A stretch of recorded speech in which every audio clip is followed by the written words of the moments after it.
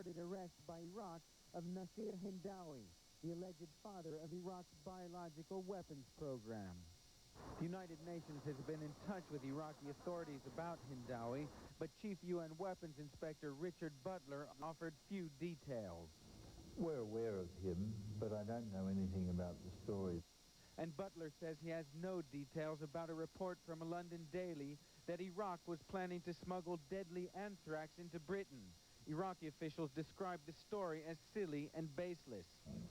Despite news of arrests and anthrax, Butler says his talks in Baghdad over weapons inspections were positive and said he was ready to put the past behind him. My preference right now in this new spirit is actually to look into the future. UN officials say inspections of presidential sites will probably take place before the end of March.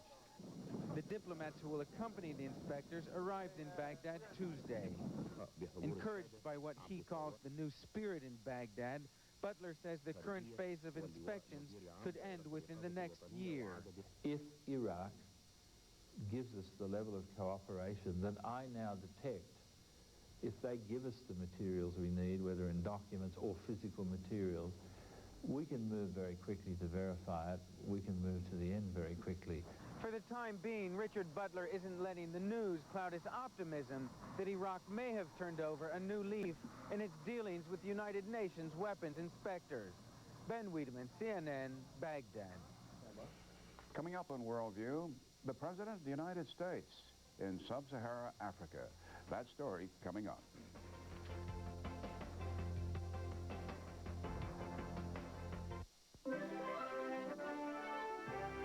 I'm watching you, CNN. Welcome to your room. Here is your sleeping area. And this is a place for you to eat and relax. And around this corner, excusez-moi, this is your work area. For about the same price, Residence Inn has all the places ordinary hotels say they do. And this is your exercise area. We just put them in different places. Residence Inn by Marriott. Room to relax, room to work, room to breathe. This is the hardest thing I've ever done. I mean, these people were like family to me. Remember I met Jeannie at the company picnic? Ah, it was the best thing ever happened to you. Yeah, taking a new job was a tough decision. Deciding what to do with my 401k money was another. I didn't want to mess it up. I called Rowe Price. You know, you told me about the mutual fund. Uh-huh. Yeah, well, they sent me a rollover kit, you know. Took me through it step by step. I made it easy for you. Yeah, piece of cake. Rowe Price, helping people invest with confidence for over 50 years. It's going to be a good job. Yeah. Sir, is this your computer? Yeah. It's unusually thin, sir. Please open it. Is this large area the screen, sir? Yeah.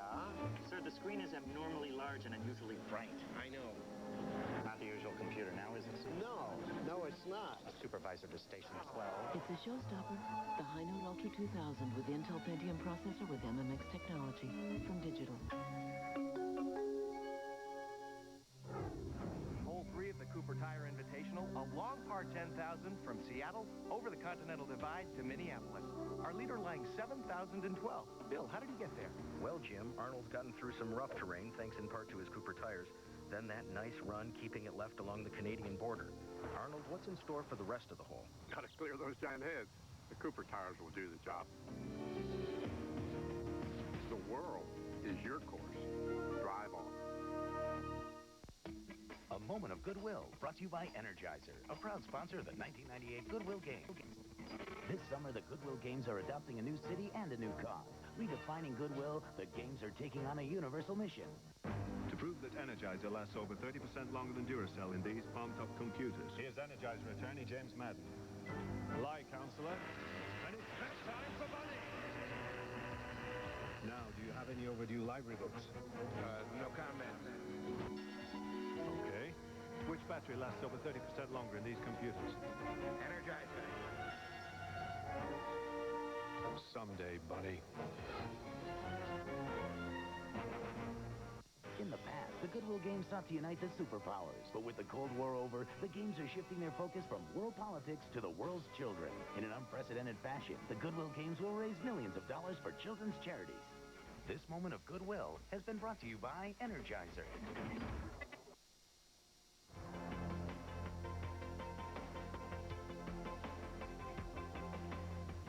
President Clinton's trip through Africa continues. In Uganda, he addressed Africa's past, and he made a pledge of support for the future.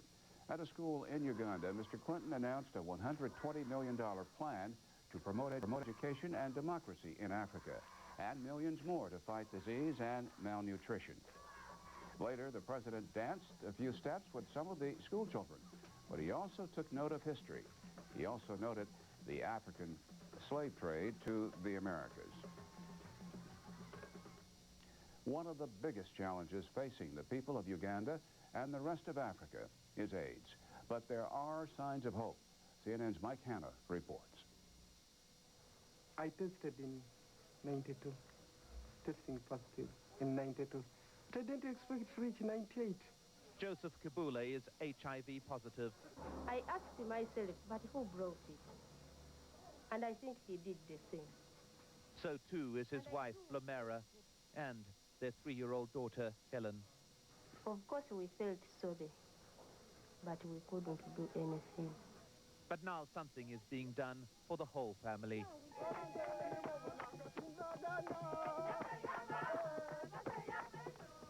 Throughout Uganda, communities are fighting back against AIDS. Here in the town of Jinja, one of the dozens of centers where those suffering from the HIV virus are counseled. Uganda has been at the epicenter of the global AIDS epidemic, and yet in a powerful response, it's increasingly becoming an international leader in efforts to contain and cope with the consequences of the HIV virus. We also have the same. We see At the heart of the program, an aggressive information campaign, one aimed at removing the sense of shame among sufferers, bringing the disease out into the open, and giving AIDS a human face. You can't fight what you cannot see. When people are hiding and they're hiding their problem, then you can't fight it. Joseph and Flomora Kabule have emerged from the shadows to help fight the disease that threatens to kill them. Bye-bye. Traveling long distances on their bicycle to help fellow sufferers, and in so doing demonstrating to the community as a whole that contracting the HIV virus does not have to be a death sentence. We are trying to save some other people so that we don't all of us die. I have hope that I'll still live longer until maybe when God decides. The World Health Organization says Uganda is the only African country where AIDS may no longer be on the increase. And in this tiny garden where hope rings in the laughter of children, perhaps the reason why.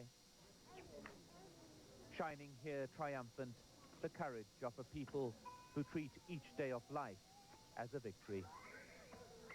Mike Hanna, CNN, the Wonder Village, Uganda. We are joined now by Dr. Niels Dallaire. He's the senior health advisor at the U.S. Agency for International Development. He briefed President Clinton on Africa's AIDS problem before Mr. Clinton undertook his trip. First of all, infectious diseases. They're important not just to Africans, but to all citizens of the world, Absolutely. To Americans. Yeah, a third of all deaths around the world are due to infectious diseases. 17 million people around the world will die this year from infectious diseases. And it's the third leading cause of death in Americans as well, rising every year. What we've seen in places like Africa, where it's by far the leading cause of death of the young, the poor, is that there are ways that we can help, and the President was very interested in seeing what he could do in his discussions with national leaders and with the people there. On the sub-Saharan continent, what group is most at risk? Well, in terms of AIDS, I think what many people fail to realize is that the highest risk group today in Africa is young women between the ages of 18 and 30. They're married, and they catch the AIDS virus from the one person that they've ever had a sexual relationship with, their husbands.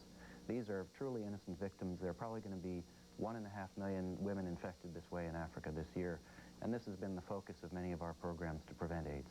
They catch it from husbands who no doubt are promiscuous because of where they work, being away from their families for long periods of time? Both from being away from their families and because of certain long-standing cultural practices in Africa.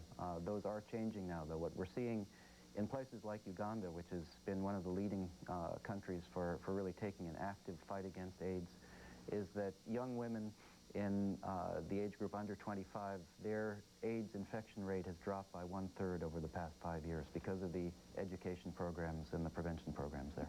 Our correspondent Mike Hanna reported on signs of hope, developments underway. In the few seconds we have left, you want to elaborate on that? Well, there are a number. First of all, we know now that you can prevent AIDS infections by more aggressive and rapid treatment of other sexually transmitted infections. We know that prevention programs, both through abstinence, through delaying of sexual relations, and through the use of condoms, works. We know also from some recent trials that we can start to do something about the terrible toll of babies born with HIV infection from their mothers. There are now real possibilities of starting to treat some of these pregnant women with AZT. Let's go back to what you said just at the beginning of this answer. You said one of the ways we have hope is that there's more aggressive treatment of other sexually transmitted diseases. What do you mean? Well, one of the things we found is that someone is much more likely to be infected with AIDS virus if they already have another sexually transmitted disease. It passes more easily. So if that's identified early and treatment is started with antibiotics, and that's cured, they are 42% less likely to catch HIV. Dr. Niels Dallaire, thanks very much for joining us on WorldView. Regrettably, we've run out of time because of time devoted to the tragic story in Arkansas. Thanks for joining us. Pleasure. I'll be right back in just a moment. Closed captioning is brought to you by Bell Atlantic, your guide through the wiles of communications. Exposing secrets. We went to great lengths to conceal what we were doing. Revealing personalities. You're not looking at the old Jimmy Swaggart. Investigating the cover-up. Here I find that everything that I've been doing was based upon suffering of people. Uncovering the truth. I was drugged and raped, and I knew so by how I felt. From CNN and Time Magazine, Impact, Sundays on CNN. Sponsored in part by AT&T.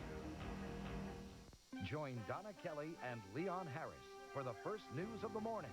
Early edition, 7 Eastern, weekdays on CNN. The possibilities that await you outside this winter are as vast as your imagination. Inside, however, the entertainment has no limit at all.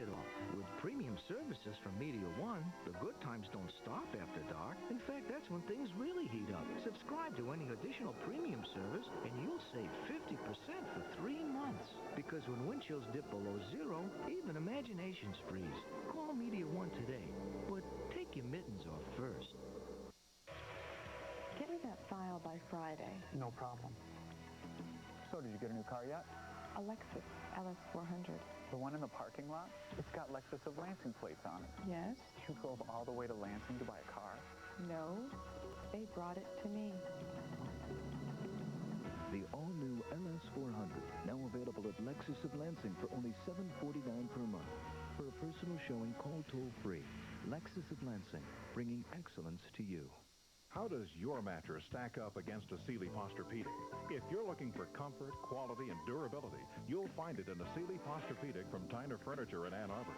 Choose from twin, full, queen, or king size with prices start at $99.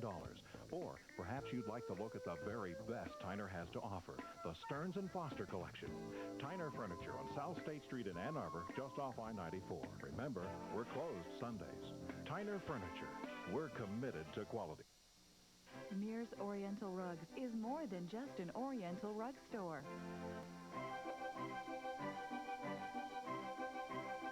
Add a little magic to your home with the latest fashions in contemporary or classic style.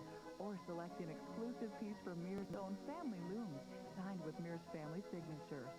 Mears is more than just an Oriental rug store with locations in Okemos and downtown Ann Arbor. Mears, that's M-I-R-S. Former White House spin doctors on Larry King Live tonight. I'm Lou Dobbs in New York, and tonight on Moneyline, another rally on Wall Street. Blue chips again surged. The NASDAQ index shot above 1,800 for the first time ever today, and a late-day forecast sent Microsoft shares soaring in after-hours trading. Sun Microsystems is chasing an enormous new market for its Java software. Chief Executive Officer Scott McNeely is my guest tonight, and I'll be talking with Eastman Kodak's Chief Executive Officer George Fisher about his strategy to rebuild his company. Now we're going back to Bernard Shaw with WorldView. Bernie? Thank you, Lou.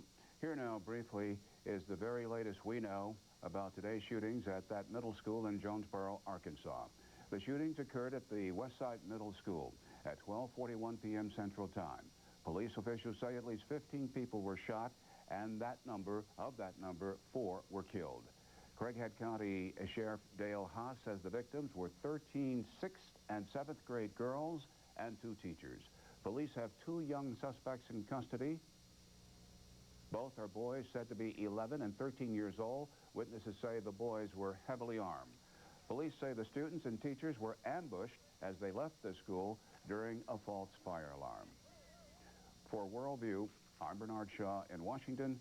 Thank you for joining us. This is CNN. Live from the world's financial capital, New York City, this is Moneyline with Lou Dobbs. Good evening. The Dow Jones Industrials today wiped out almost all of yesterday's losses and resumed their historic assault on 9,000. Sun Microsystems resumed its assault on Microsoft. Today's battle centering not on computers, but a low-tech market that could be much, much larger. I'll be talking with the chairman of Sun, Scott McNeely. And Eastman Kodak is fighting to shed the title no company wants, weakest link in the Dow Jones Industrials. I'll be talking with Kodak's chairman, George Fisher, about his plans to turn his company around. But we begin tonight on Wall Street, where yesterday's inflation scare turned into a distant memory. Oil prices today retreated, and investors responded by driving the blue chips back to the brink of record heights. The Dow Jones Industrial surged 88 points. The Dow tonight at 8,904.44, just 2 points shy of its record. But the NASDAQ composite did close at a record, 1812.44, after gaining almost 20 points on the day. Bolstering stocks today, a drop in oil prices. Light sweet crude fell 59 cents a barrel in New York trading, giving back a third of yesterday's sharp gains. Rhonda Schaffler now has more on the turnaround on Wall Street. A retreat in oil prices sent investors jumping back into the market. Stocks barreled higher after investors brushed aside short-lived inflation fears. Despite Monday's hiccup, analysts say the momentum shows no signs of waning. The conviction has come in a lot over the past 3 weeks, both about cash coming into the market through, mutual fund flows and things like that, as well as the general economic fundamentals. Cash-rich money managers also helped fuel the rally as they frantically looked for end-of-the-quarter investments to plump up their portfolios. Investors continue to pour money into mutual funds. Broker Charles Schwab reports faster than usual flows for March. Walt Disney was one of the biggest beneficiaries of that cash, gaining nearly $4, making up most of what it lost Monday. General Electric, another big winner, soaring more than 2. DLJ up 2. Record profits from Goldman Sachs boosted all the brokerage stocks. Bank America rose 2 5/16. Bank stocks were also big winners on the day. And America Online tacked on $2 in a good day for internet stocks. With interest rates low, market watchers say weaker earnings would be the most likely reason for a slowdown in the market. And I suspect as we go through the year, those estimates will be revised down. So as this market continues to rise, I think stock prices may be becoming a little bit more stretched versus those earnings estimates, or estimates in effect may be revised down. So I think that may damper some of this juggernaut as we go into the second quarter. Still, some analysts are already looking ahead to 10,000 on the Dow, even though it's still shy of 9,000. One of those analysts looking ahead to 10,000 is Prudential's Ralph Acampora, who said today he now expects the Dow to hit that milestone by year's end. His advice to investors, quote, get in. Lou? And if they do, 10,000 is assured. All right, Rhonda, thank you.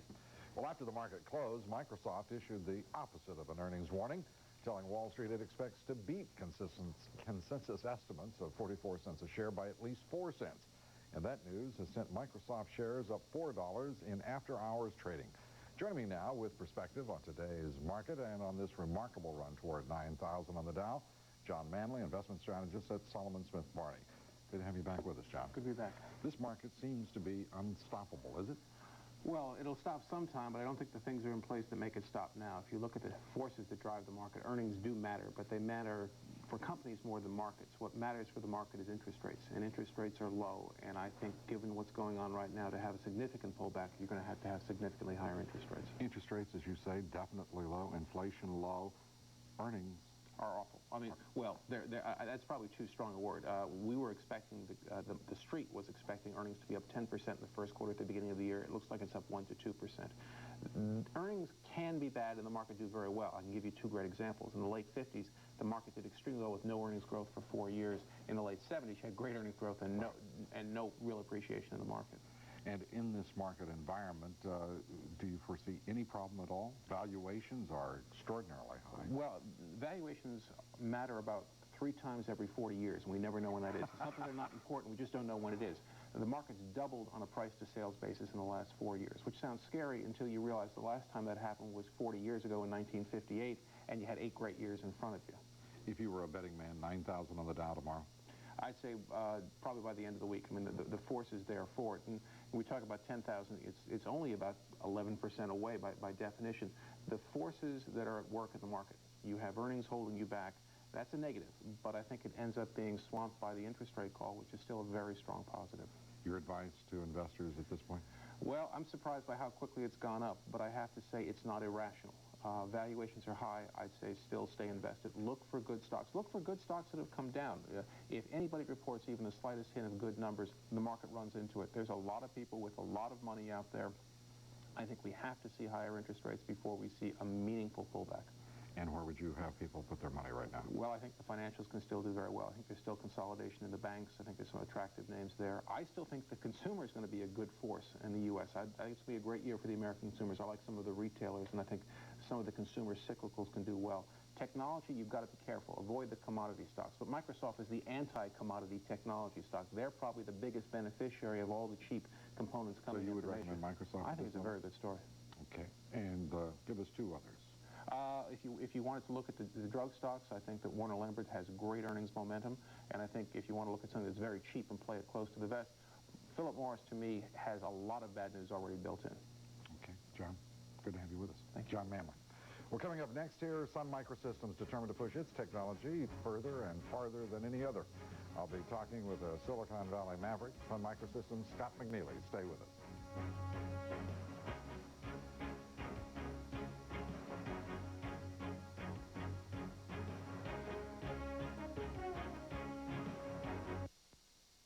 Moneyline is brought to you by the Archer Daniels Midland Company. ADM, supermarket to the world. People concerned with wildlife and its habitat owe farmers a debt of gratitude. Since 1960, they have more than doubled production to keep up with the world's demand, and they have done so by using the same amount of cropland. How? New farming practices, better seeds, computers, satellite technologies. Without them, an estimated 10 million square miles of land, much of it wildlife habitat, would have been lost to low-yield farming practices. That's practically the total land area of Europe, the United States, and Brazil. Our planet's wildlife is increasingly threatened by world population growth. Through science and a partnership with farmers and grain cooperatives, the Archer Daniels Midland Company has played an important role in doubling world food production, all without using more wildlife habitat for crops. Advancements made by ADM and down on the farm are providing food and, in some cases, even shelter for families everywhere.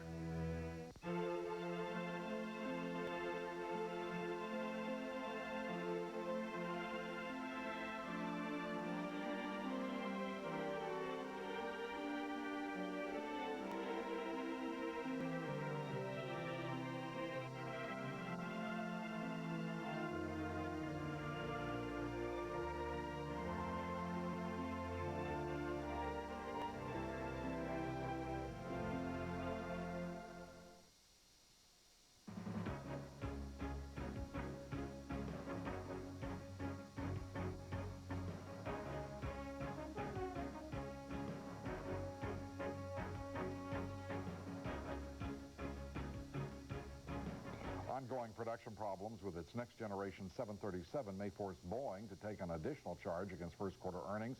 Boeing today would not say how much that charge might be. The company's already announced $2.6 billion in charges, that back in October. Still, Boeing says it will deliver 550 commercial airliners this year as planned. Boeing stock today up 75 cents a share. Sun Microsystems today up nearly $1 a share today. It signed a deal with Sweden's Ericsson to arm its cell phones with Sun's Java. But Sun and its rivals are already looking beyond telephones to plant their technology. The ultimate goal, to liberate consumers and wire the world with smart appliances. Steve Young reports it's a market that could potentially dwarf the computer business. Sun Microsystems wants its Java programming language to control consumer appliances. It touts it as the technology that could, for example, switch on your oven from your car phone. Sun is salivating at the potential market. It's huge. It's much bigger than PCs are ever going to get. If there are 200 million PCs today, there are 700 million people who have no need for a PC. So it's machines that, like washing machines and dishwashers and microwaves and cars. It's huge. Add to that list TV set-top boxes. Microsoft wants its Windows CE to be in them, while Sun wants to give those devices a Java jolt. The stakes are so high, there's already a split in what had been a united front of technology companies lined up to fight Microsoft's clout. Hewlett-Packard is producing its own version of Java for appliances and other products with microprocessors. The economics were really untenable for us in terms of having to license this from Sun. In addition, the control element was a problem for us, that we wanted to be more open and not fully under Sun's control. Sun says Java will make appliances smarter, so they'll learn what you want and do it automatically. Or it can help make them run more efficiently, saving money by using less electricity. Or it could turn out to be overkill. It's not clear if your microwave had an operating system and your refrigerator had an operating system, just what they'd say to each other. Lou? Well, we're going to find out very quickly. Joining me now live from San Francisco, where he's hosting the Java One conference, is Sun Microsystems Chief Executive Officer Scott McNeely. Scott, good to have you with us here on Moneyline again. Nice to be here. The conference, what are you basically trying to accomplish? Your number one mission? Well, I think there are kind of several missions. Java's now about 3 years old. This is our third Java One conference. We've got about 14,000 folks here representing somewhere between 500,000 and 1 million Java programmers who are all out there building applications, creating content, and embedding Java in just about every device you can imagine. I'm even wearing a gold-plated Java ring right now, and there's smart cards and web phones, set-top boxes. It's all over the place right now. Let me, I've just been handed this quick bulletin that just came in to Moneyline. Microsoft, Reuters is reporting Microsoft ordered to remove the Java logo in the Sun Microsystems lawsuit, Scott. I know you couldn't be aware of that. It just came in. What is your take on that? Well, I think this is the first step. Well, we have a breach of contract dispute with Microsoft. They have tried to put the Java logo on non-compatible Java technology, and the judge has obviously ruled that, at least in a preliminary look at it here, that they are putting a Java logo on things that are not 100% pure and 100% compatible Java. We think that's a great ruling, and we're pretty excited about it, and thank you for sharing that news with me. You're welcome. And of course that lawsuit goes beyond that level. What do you expect to be ultimately the outcome? Because as you point out, Microsoft is going with a Java that is not compatible outside their own operating system. Well, I think the first thing that's happened is developers and users and equipment manufacturers now know that whatever Microsoft's doing, it's not Java, it's not compatible, and it's not authorized, if you will. The lawsuit is going to go after all issues and all aspects of the breach of contract, and if they're found guilty, then you move into remedy stages and damages stages, which again is up to judge, jury, and due process. So that's going to be a process that will be ongoing, and will probably take a year or more to come to full conclusion. But we're very excited and quite pleased about step one here. Hewlett-Packard, cloning Java, you've had, I know some, obviously you don't like that, some discussions with the company. Where does that stand now? Well, we're flattered. I mean, nobody's cloning the Wang OS or anything like that right now, so I think that means that Java is very important. I believe that, I haven't seen the product, but it is going to be a very significant effort. See, we've got everybody donating their Java investments to the Java license, which we then give back to everybody else who's already a licensee. So we've got the whole world making our Java better. Hewlett-Packard starting from scratch, 3 years late, and very much behind the curve, and I don't see any way they're going to generate a return. I think it's an uneconomic and actually quite unneeded and in many ways useless, futile effort. I understand, at least early reports are, though, that despite your characterization, Microsoft was as excited as you about HP's cloning and signed up immediately. Well, Microsoft, that's a contract they ought to make sure they write very, very carefully, and they may be in court later with HP if they're not careful. You talked about the issue of the uneconomical nature, as you described it, of what Hewlett-Packard has embarked upon in cloning Java. Many are wondering on Wall Street precisely how Sun Microsystems makes out with Java. What is the future for Sun relative to the language? Well, we never before had an opportunity to participate in the consumer appliance arena. Java's being embedded in washing machines and diesel engines and smart cards and web phones and set-top boxes, every device that you can imagine. No way before Java that we could participate in that. Java on the desktop allows us to actually participate in a way where if people were building Windows environments, they had to buy an Intel microprocessor and a Microsoft operating system. Now we can go in there with the Java Station strategies, and then Java on the server has made our servers even more interesting and our powerful, scalable servers even more valuable to the customer. So it's really opened up markets at the high end and the low end and even on the desktop for us. Scott, it's always good to have you with us here on Moneyline. Scott McNeely joining us from San Francisco. Coming up next, the chairman and chief executive officer of one of Wall Street's most battered blue chips will join me and tell us more about his turnaround plans and his plans for investing in the future of Eastman Kodak. George Fisher next. Stay with us.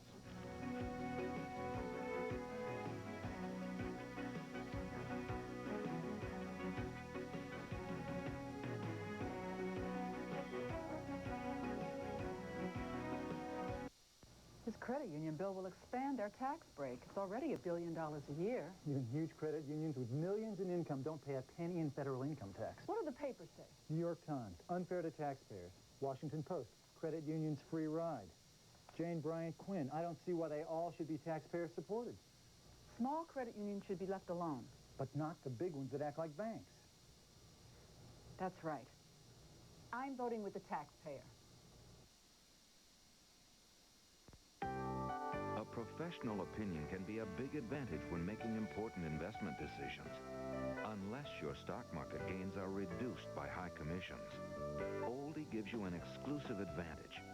Full-service professionals who provide advice backed by Oldie's research analysts, so you can invest more money and time in your future and the things that matter most. For advice and savings, call Oldie, America's full-service discount broker. As a timber manager, he is frequently out of reach of conventional voice and data networks. But with Alltel, his company can always rely on creative and effective communication solutions. Alltel, always more than you thought. So, sir, I think that I could be a real asset to your company.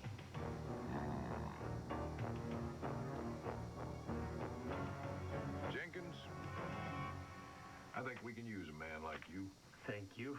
Oh, thank you. For about the price of an ordinary hotel, Residence Inn offers you a living room, too, just in case you need one. Residence Inn by Marriott. Room to relax, room to work, room to breathe. For the first time ever, an American president visits South Africa, part of an extensive tour of the continent. From Senegal to Botswana. From Ghana to Rwanda. A preview of the visit of President Clinton to Africa. Tonight, 10 Eastern on CNN. Tonight in the Crossfire, the California High Court has ruled that the Boy Scouts of America can exclude gays and atheists. The twin brothers who sued the Boy Scouts make their case. Tonight, 7:30 Eastern on CNN. Tonight's Moneyline Movers led by ISS Group, which soared 18 3/8, gaining 80% in price. Its NASDAQ debut. ISS makes software to protect computer networks from hackers. Customers include Internet Service Provider America Online and Microsoft. Goldman Sachs underwrote that IPO. Merrill Lynch up 4 1/8 today. Continued speculation that Chase Manhattan or Citibank is interested in buying the brokerage. Both companies declining to comment. Chase up 1.5 on the day. Coldwater Creek tumbling 11 1/8. The catalog retailer of apparel, jewelry, home furnishings warning that sales of upscale women's clothing are slowing. And in tonight's Moneyline Focus, Eastman Kodak. Earnings have plunged. The company is cutting almost 20,000 jobs worldwide, all part of the company's restructuring. Last week, its chairman and CEO said he and 800 other executives will not receive a bonus. Kodak stock, the Dow's worst performer last year, dropping nearly 25%. Today, Kodak rose 1 1/8, closing at 64 3/8. Kodak's latest strategy to help turn the company around, investing $1 billion to grow its business in China, the world's most populous country, third largest film market. Joining me now from Phoenix, Kodak's chairman and CEO, George Fisher. George, good to have you with us. Thanks, Louis. Nice to be with you. George, let's start with the billion-dollar investment in China. That is a substantial bet by any measure. Why so big, and why China? Well, China's grown from about the number 17 largest film market in the world about 3 years ago for us to number 3 last year, probably number 2 this year, and ultimately it's going to be the largest photographic market in the world, and we want to be on the inside there.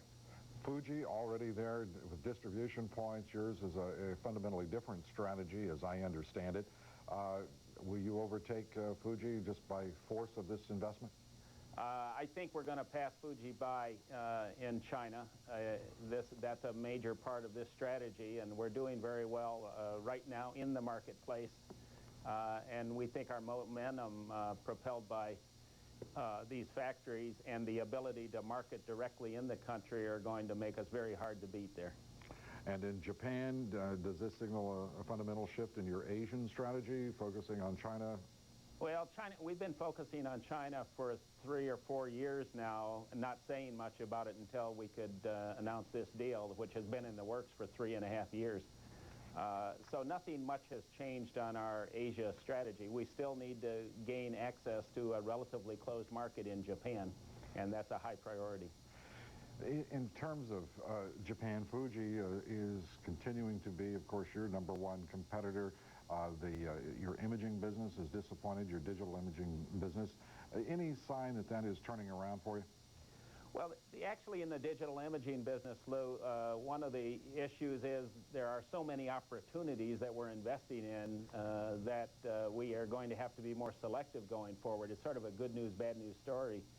I think by partnering with other companies, which we're now beginning to do and will announce more in the future, we have a way to share the costs near term and gain the benefits long term. Are you as confident in the business as you were a year ago?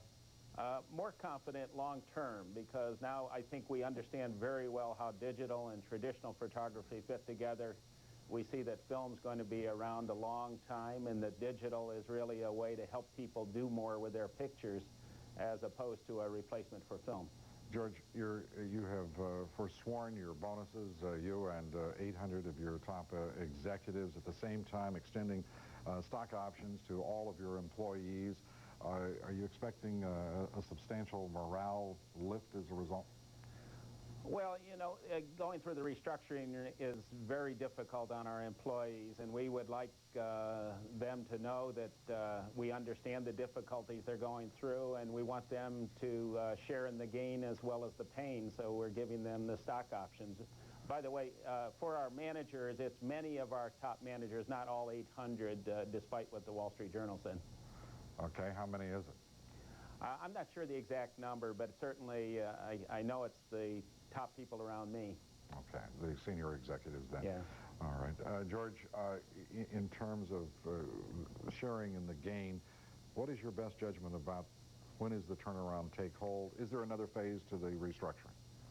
I think we announced a $1 billion cost coming out over 2 years.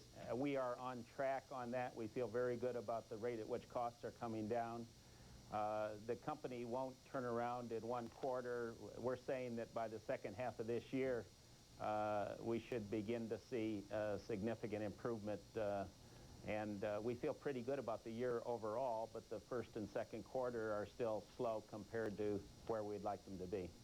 George, I think we all have a sense of where you would like Kodak to be, and we wish you luck in getting there. George, thanks a lot, Lou. Moneyline will continue in just a moment. Please stay with us.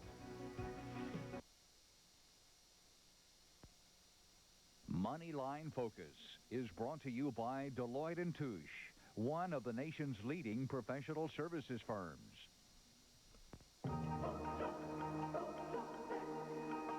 They're one of the greatest food companies on earth. Which professional services firm crunches Nabisco's numbers? The answer is Deloitte & Touche.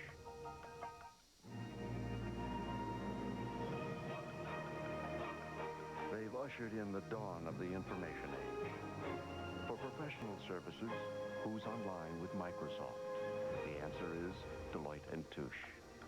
What can EDS do for a business? With EDS, a clothing manufacturer in Kelwood is raising quality and profits without raising prices.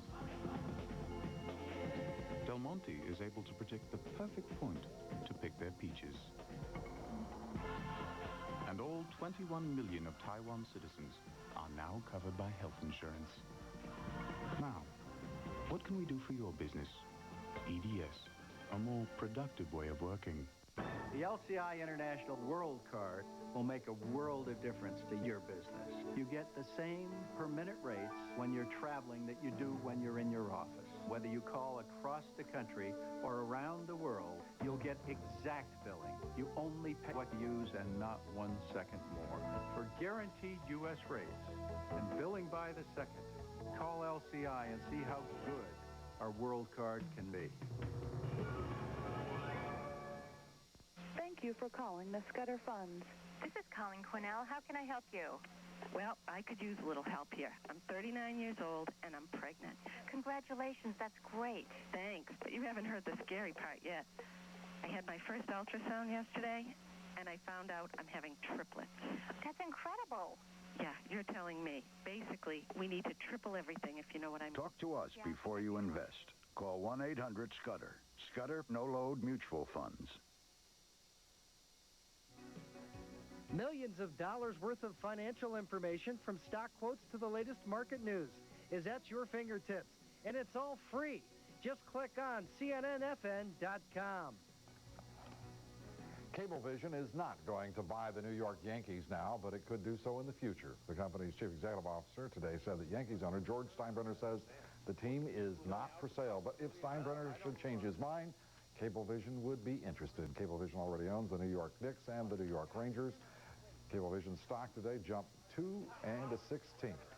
And finally tonight, a story about sacrifice in an unusual place, the corner office. Roger Enrico, the chairman and CEO of PepsiCo, is giving up all but $1 of his $1 million a year salary, donating the rest to a scholarship fund for the children of PepsiCo's blue-collar employees.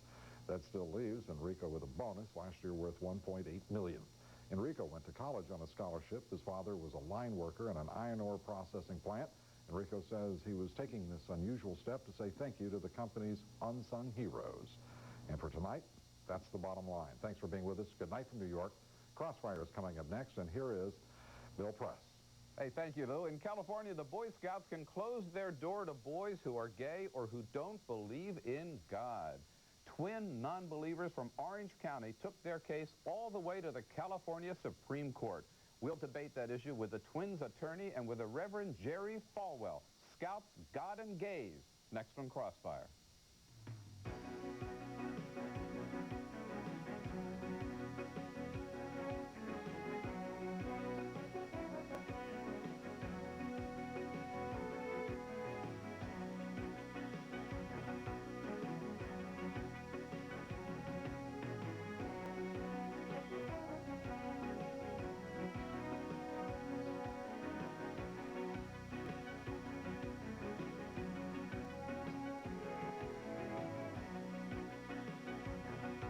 Closed captioning is brought to you by Bell Atlantic, your guide through the wiles of communications. It's a great morning. Good morning, Pat. Good morning, Kathy. And good morning to you, Hal. Good morning, Pat. Good morning, Kathy.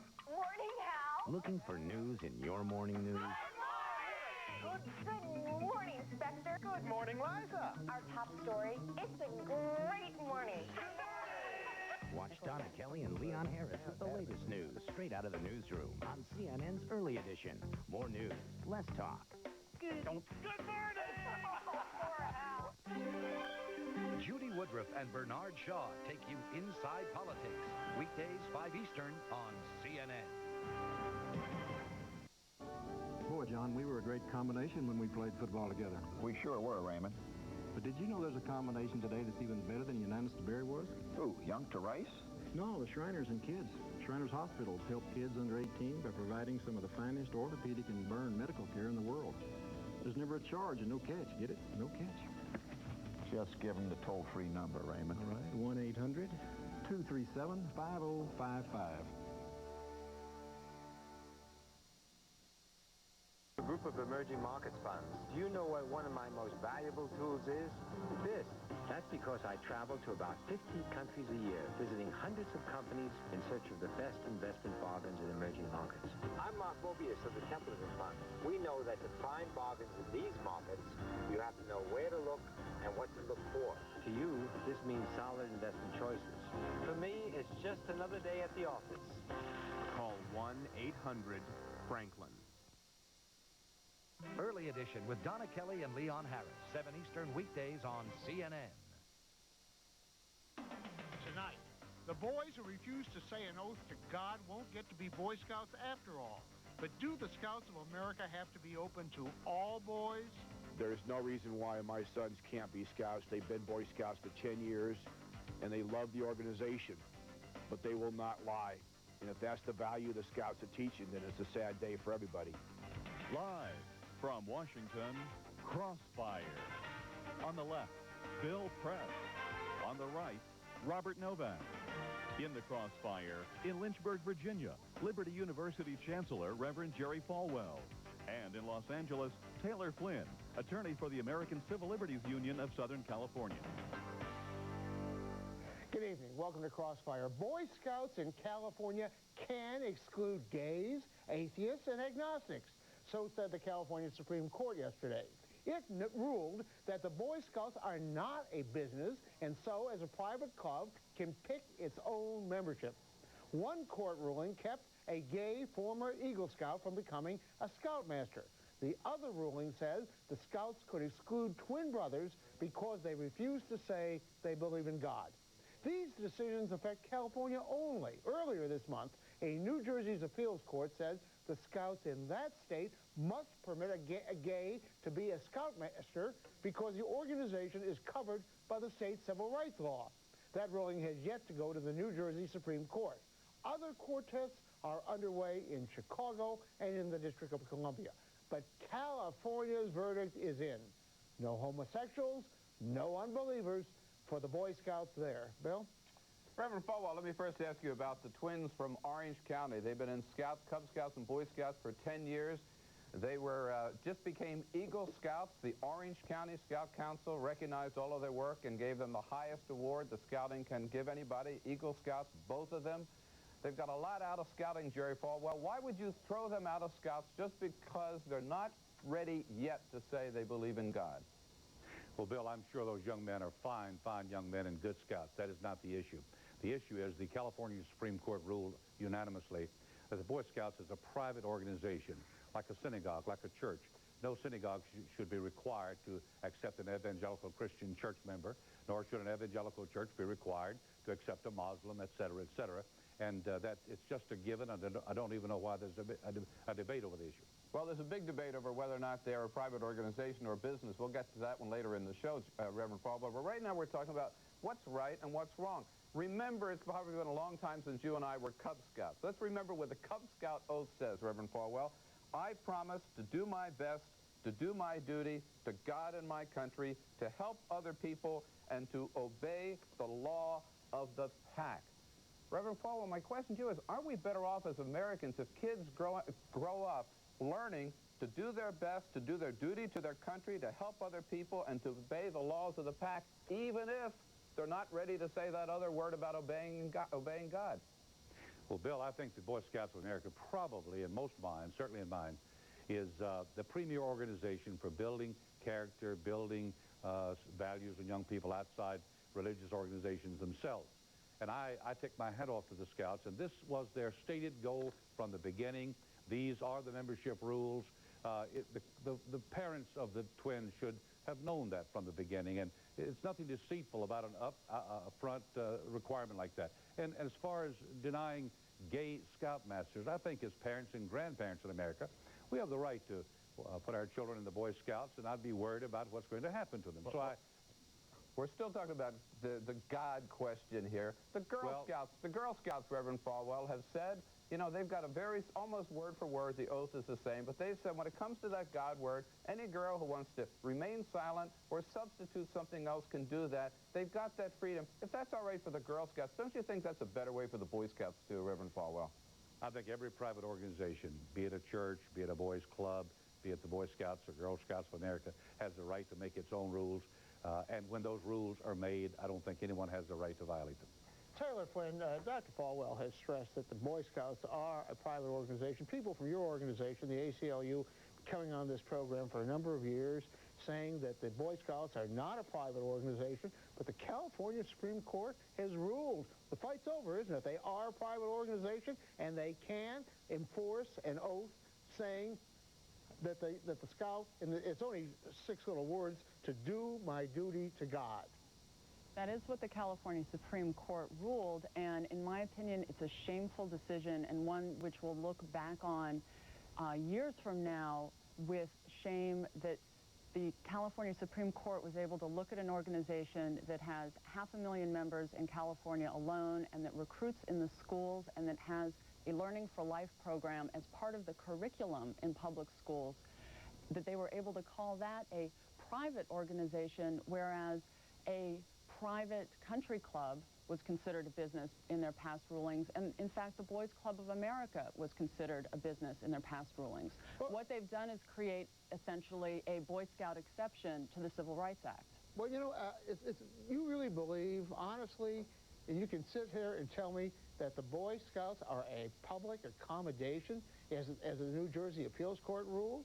An accommodation that anybody can walk into and say, gee, I want to get a hamburger or I want a room for the night? The Boy Scouts say in their literature that they distribute at public schools, that it's open to all boys beginning at age 7. They hold themselves out as being open to all. They use federal lands. For example, in Orange County, they use Camp Pendleton for their sea-based activities. They're sponsored by the police. They're sponsored by fire departments and by cities. And if they are actually a religious-based organization, as Reverend Falwell was saying, then we have a problem with separation of church and state. We have no problem with a religion being able to keep out people of different faiths. However, the Boy Scouts are not a religion, or if they are, then they shouldn't be sponsored by taxpayer money. Taylor, isn't it a little bit anodyne, though, to say to do my duty to God? It might even be the Unitarian God or some very pale God. There's no theology involved there. We take school children in public schools all over America still say the oath to the flag, one nation under God. They'll define what kind of God it is. When people enter the armed forces, they put their they take that same oath, put their hand on the Bible to take public office. Isn't that part of America?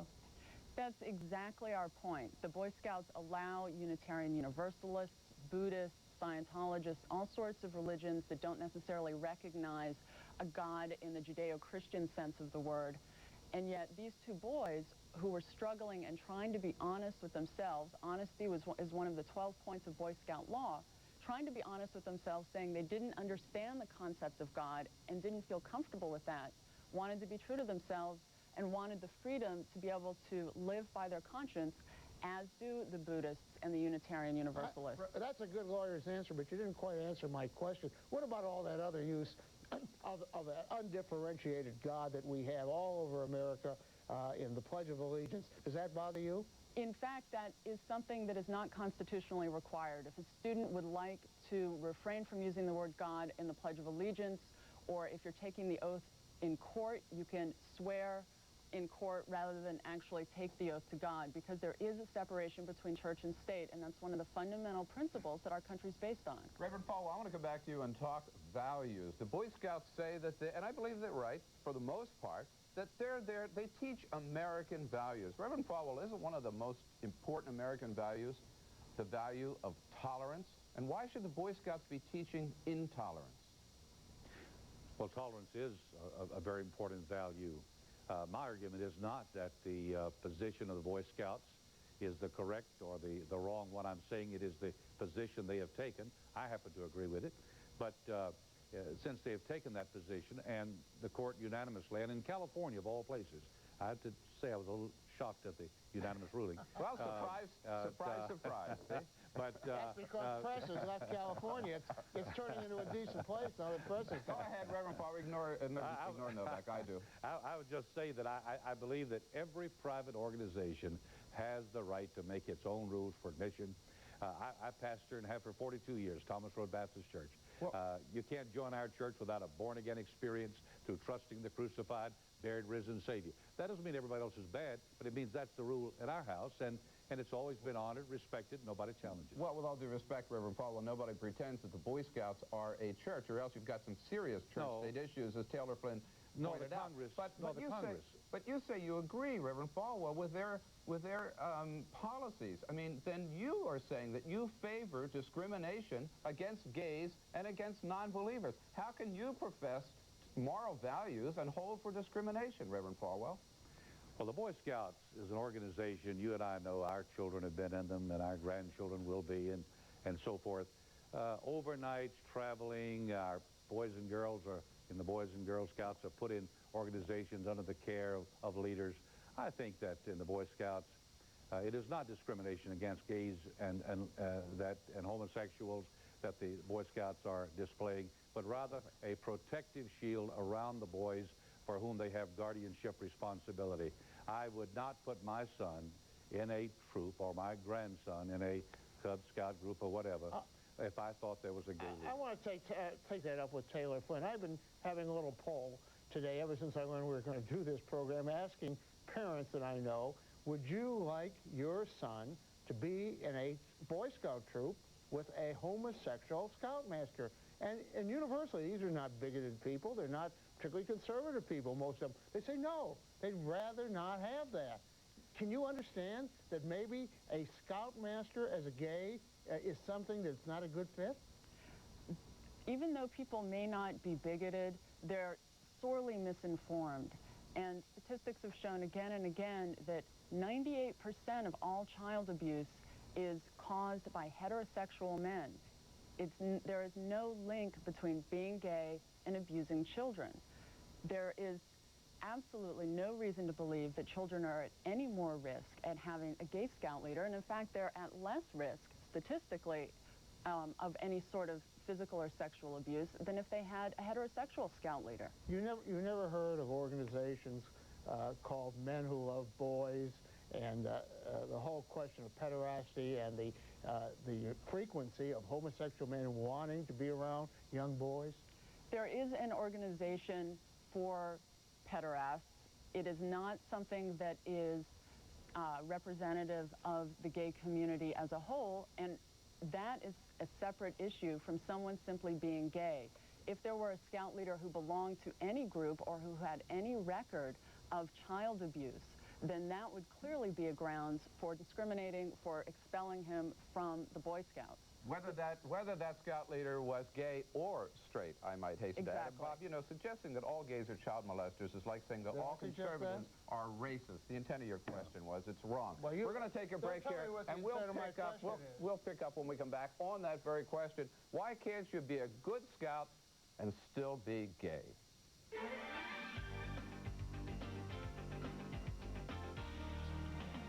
LCI is America's fastest-growing major long-distance company, and for very good reason. LCI bills by the second. It's called exact billing. Your current carrier bills by the minute. That's a good reason to switch. With LCI difference, you pay just 9 cents a minute nights and weekends. That's another good reason.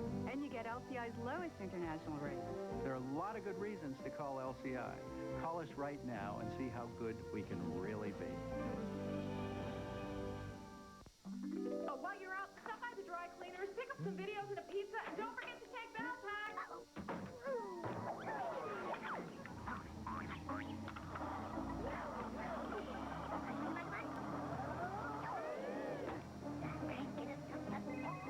Hello. Dennis, did you remember to take Valpak with you? Valpak? Why, sure, honey. I've got it right here. I use the Dow as a guide for trading options on specific stocks. I never went in for index options, but I really do have a feel for the Dow. You hear about it every day. I watch it. I know the Dow as well as any stock I trade, which is why I'm trading options on the Dow. This has been a good thing. Options on the Dow. Only at the Board Options Exchange.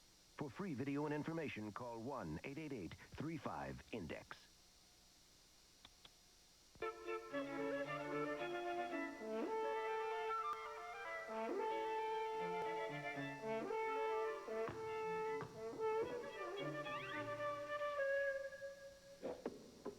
If you'd like your organization to become more adept at handling change, Anderson Consulting can help you integrate all the parts.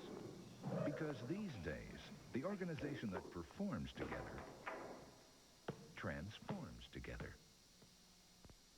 What a party. I'll never forget it. We started investing in no-load mutual funds with Rowe Price right after Randall's first big promotion. People thought we were crazy investing by ourselves. Few people did it back then. Well, we wanted to enjoy our retirement, work with kids, hang out in the backyard, all 40 zillion acres of it. For over 50 years, we've been helping people invest with confidence. Rowe Price. Tonight on Larry King Live from Watergate to Whitewater, presidents look to press secretaries to get them out of a jam. Former White House spin doctors share their secrets tonight, 9 Eastern on CNN. I'm watching you, CNN.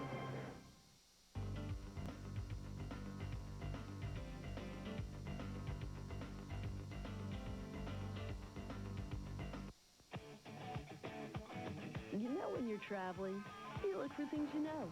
Things that are familiar, that make you feel comfortable. Things that make you feel at home. That's why it's always so good to see the Howard Johnson sign. And with Howard Johnson Super Miles, you can earn free hotel stays, Avis car rentals, and airline mileage vouchers toward travel on Continental, TWA, and American Airlines. And the more you stay, the greater your rewards. Howard Johnson makes you feel at home. Some businesses offer you choices and help you find what's right for you. Look, yeah, this way. Others don't. Choice is especially important when it comes to protection for your car, home, family, or business. Gorgeous. Really? So don't think insurance is one size fits all. You might pay too much or not get the protection you need. Only an independent agent is free to choose from many companies to find the coverage that suits you. Do business with an independent agent.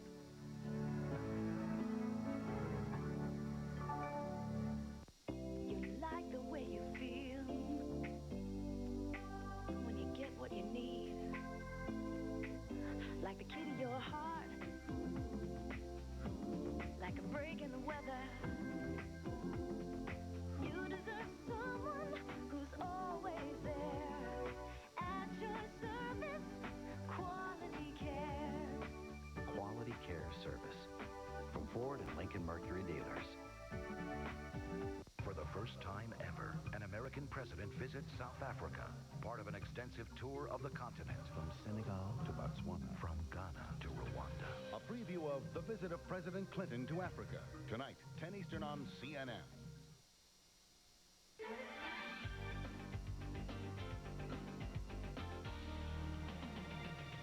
Welcome back to Crossfire. When Boy Scouts pledge to keep themselves morally straight, does that mean not gay? On that question, Boy Scouts are getting mixed messages from the courts. In New Jersey, Scouts cannot ban gay members, but in California, they can. So what's the right thing for Scouts to do? That's our debate tonight with the Reverend Jerry Falwell, joining us from Lynchville, Virginia. He supports the Boy Scouts, and ACLU attorney Tyner Flynn in Los Angeles. She represented gay and non-believer Scouts who lost their case yesterday in the California Supreme Court. We'll get back to our debate in just a second. First, we're joined in Los Angeles by the Twin Scouts, whom Tyner Flynn represented. They're non-believers from Orange County. Hey, guys, thanks for joining us. William and Michael Randall. Hi. Let me ask whoever wants to answer this question. You guys put in 10 years, Cub Scouts and Boy Scouts. You went as high as you could go. You became Eagle Scouts. Now the Scouts are saying you're not as good as your other buddies in the Scout program. Why do you want to belong to such an organization anyhow? Well, see, the Boy Scouts, they're very important in the, they've been a very important thing in the United States. I know in the military, an Eagle Scout when he's 2 pay grades ahead of the other soldiers. It's just the Eagle Scout badge is a sign of achievement, and a lot of the colleges look at it, a lot of employers look at it. Financial, it's very important. Well, Michael, let me ask you this then. All this time, I mean, when you got to that part in the oath, to do my duty to God and my country, why couldn't you just fake it? Why couldn't you just lift the words without saying them, or why couldn't you say them without believing them? Why making such a big deal out of this? Well, if I lied, I wouldn't be able to live with myself. The first law in the Scout law is the Scout is trustworthy. Trustworthy is saying the truth. If I lied to my leaders in my Scout troop, I couldn't be able to live with that. You know, I've respected the beliefs of others in Scouting, and you know, trustworthiness is the most important part of Scouting, and to lie isn't. William, all those years in the Scouts, you had the same oath back in the Cub Scouts. What did you say when it said to do my duty to God? I remained silent. I respected the other Scouts who said that part of the oath. I wasn't disruptive. When the Scouts have, there's a Scouts' own ceremony, and the function of that ceremony is for the Scouts to do their own worshiping of their religion as they see fit. It's not enforced by Scoutmasters, and it's a personal thing for the Scouts. Michael, one of you, I don't know which one, said something about the military. In the military, very often we have the oath to a Pledge of Allegiance to the flag. What do you do in that when you come to the question of I pledge allegiance to the flag of the United States, one nation, under God? Do you not say that? See, I got it, Will. An interesting thing about that is one nation under God was added to the Pledge of Allegiance around 1950, around the McCarthy hearings. It was never originally in the Pledge of Allegiance. It is now, though. Do you not say it now? We remain silent at that point during God and the Pledge of Allegiance. Okay. Fellas, thank you very much for coming in. Sure. Michael and William, Randall, appreciate it. Thank you. Okay, now, I want to get back to the question of the gays and the Supreme Court decision with Taylor Flynn of the American Civil Liberties Union.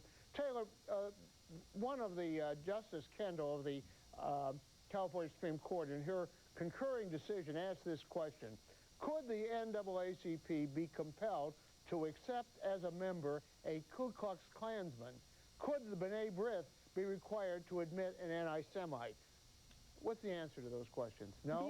The answer is quite obviously, of course not. The Boy Scouts, however, is not the NAACP, and it's not a religion. It's an organization. B'nai B'rith is not a religion either, miss. That's true. But okay. but B'nai B'rith, however, does not recruit in the public schools. It does not use the public schools as part and create a program, Learning for Life, as part of the curriculum in public schools. It doesn't use federal monies or state monies. It's not sponsored by cities. It's a very different situation with the Boy Scouts. So any organization, your legal argument is that an organization that takes any federal money, and a lot of private denominational colleges take federal money, that they are then under, according to your legal theory, under the federal government and can't decide who their members are. Is that correct? Federal schools which accept federal money are bound by federal law. And yes, if you open yourself to the public and avail yourself of public funds, then you need to respect the laws that everyone else is governed by. Reverend Falwell, we gave you the Scout oath a little earlier. I want to now read to you the Scout law, in case you don't remember. The Scout is trustworthy, loyal, helpful, friendly, courteous, kind, obedient, cheerful, thrifty, brave, clean, and reverent. Reverend, can't you be all 12 of those things and still be gay? Well, Bill, you're a handsome, articulate, brilliant apologist there. But I don't believe for I don't believe for a moment. I don't know if you have a son or a grandson or not, but I know this: that if you do, you would not put him in a cub or a Scout troop where you knew the Scoutmaster was gay. If you would, your wife wouldn't let you. And you can preach that all you want to, but I don't believe it. And all I'm saying to you is this: the Scouts have, over these many years, followed rules and regulations that they have learned work and work well. They have produced great, great champions through the years, and I'm hoping that the other courts in the various states will follow the cue of California and help them to enter the next century performing, living, ruling, going forward as they have in the past. Reverend Falwell, I just have to tell you, you're dead wrong on that. I'd be proud to have my son in a scout troop that had a Barney Frank or a Michael Tilson Thomas or a David. Or they do, sir, and they were in scouts, and they're both now out of scouts. And I'd be proud to have them. You would put them under Barney Frank? Absolutely. I'd be proud to have them in that troop. I'd be proud to have them in that troop. Let me ask you this, sir. The Unitarian Church and the United Church of Christ ordains gay and lesbian ministers. Are you saying that they're not good Americans? They're not good Christians? They don't have good values? I'm saying they don't take the Bible very seriously, because the Bible is very clear, New Testament, Old Testament, that homosexuality is moral perversion. God loves gays and lesbians. We lead them to Christ. They get their lives transformed. They're no longer gays and lesbians. It's a matter of choice. We don't believe it's genetically transferred. And so any denomination that ordains gays or lesbians does it in violation of Scripture and should not call themselves Christian denominations. Dr. Jerry Falwell, thank you very much. And Taylor Flynn of the ACLU, thank you. And Bill Press and I will be back with closing comments.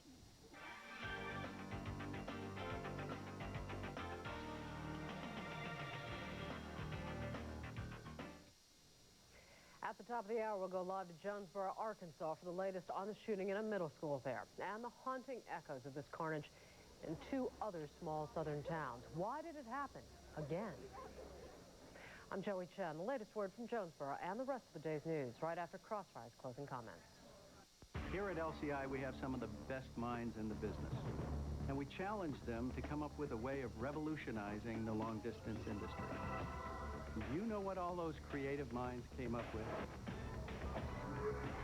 To bill customers only for the time that they use.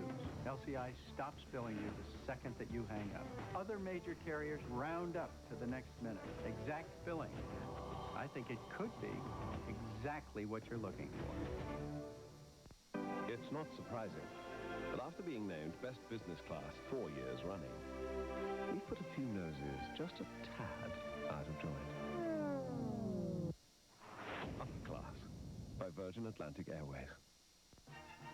Tonight on Larry King Live from Watergate to Whitewater, presidents look to press secretaries to get them out of a jam.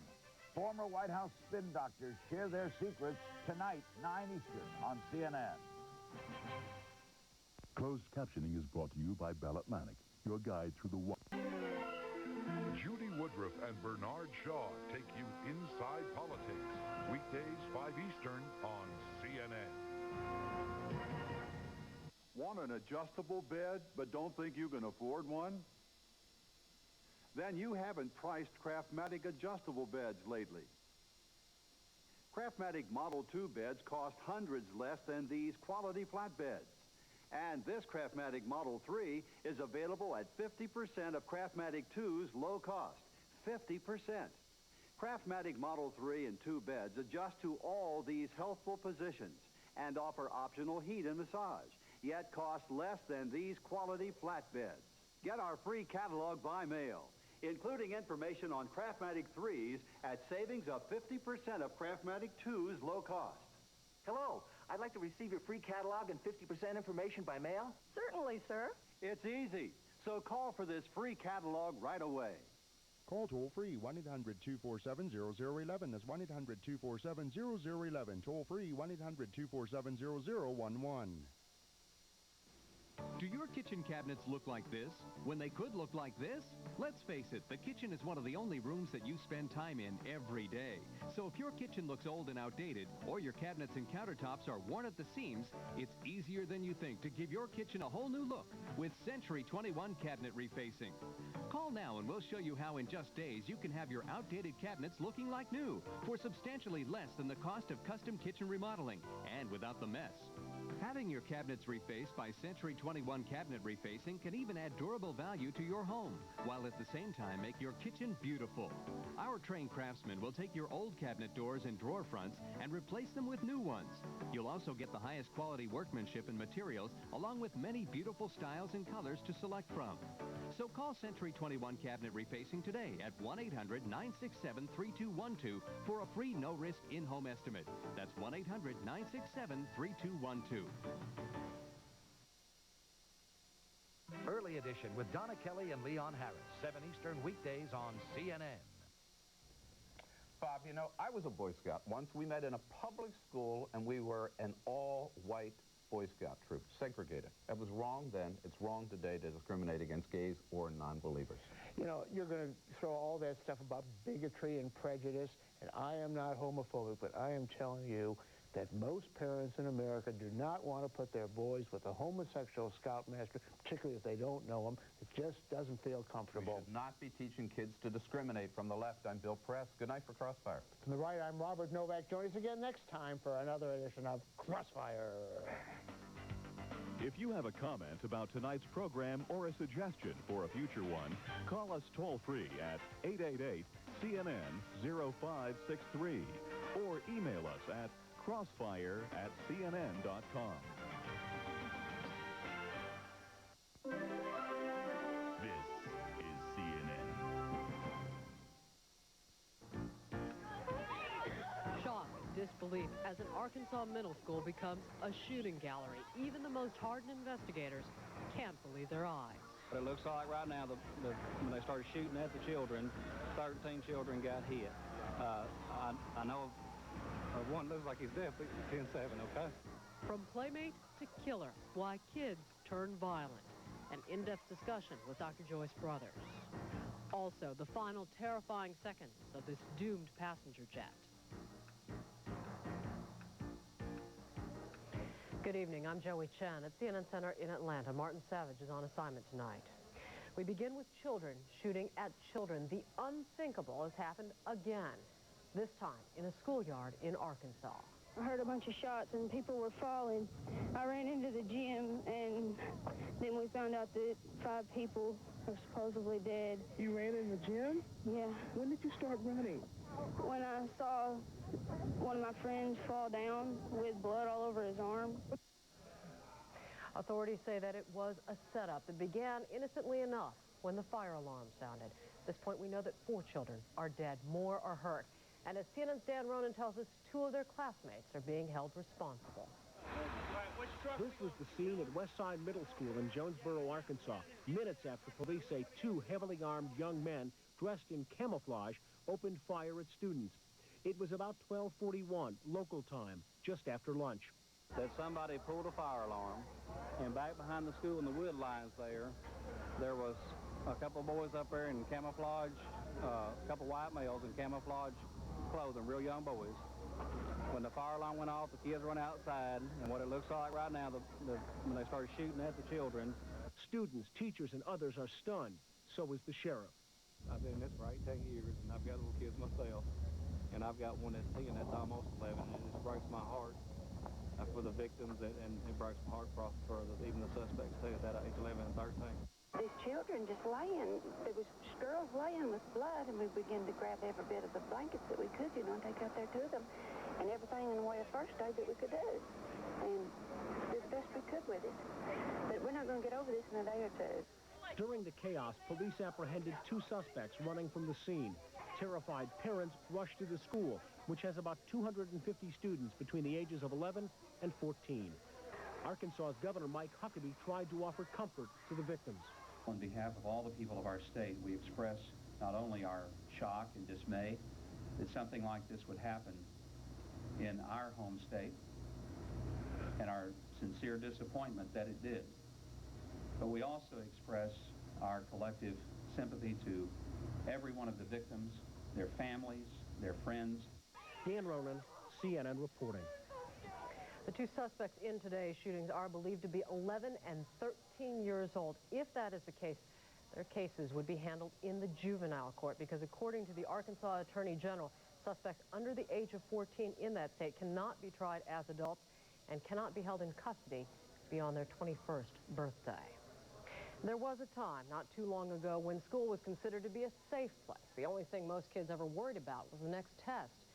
But recently, school grounds have become battlegrounds. Just last week, a federal report said 20% of the nation's middle and high schools reported at least one serious violent crime last year. There have been 3 deadly attacks in the past 5 months alone, all in the same region of the country. CNN's Linda Patilla tonight with a closer look. December, Paducah, Kentucky. 3 teens are killed, 5 wounded when their prayer meeting is interrupted by a teen gunman. The student charged is 14 years old. Can you tell us why you did it? 2 months earlier, Pearl, Mississippi. 2 students are killed and 7 wounded when a 9th grader fires into a school crowd. The accused gunman is 16 years old. My girl's dead. Many experts argue such incidents are the tragic and inevitable result of the growing prevalence of guns in today's society, from movies to music. In a mass media world, rural children are no longer isolated. Hasta la vista, baby. Researchers estimate the average child in America has seen 100,000 acts of violence as entertainment before they reach adolescence. Children learn that violence is an acceptable way to deal with conflict.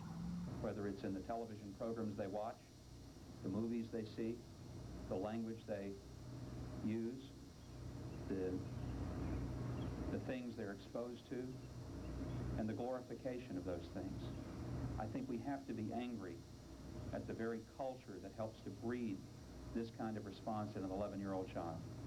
Michael Carneal, the Paducah, Kentucky teenager, told police he got the idea for his rampage from the movie The Basketball Diaries.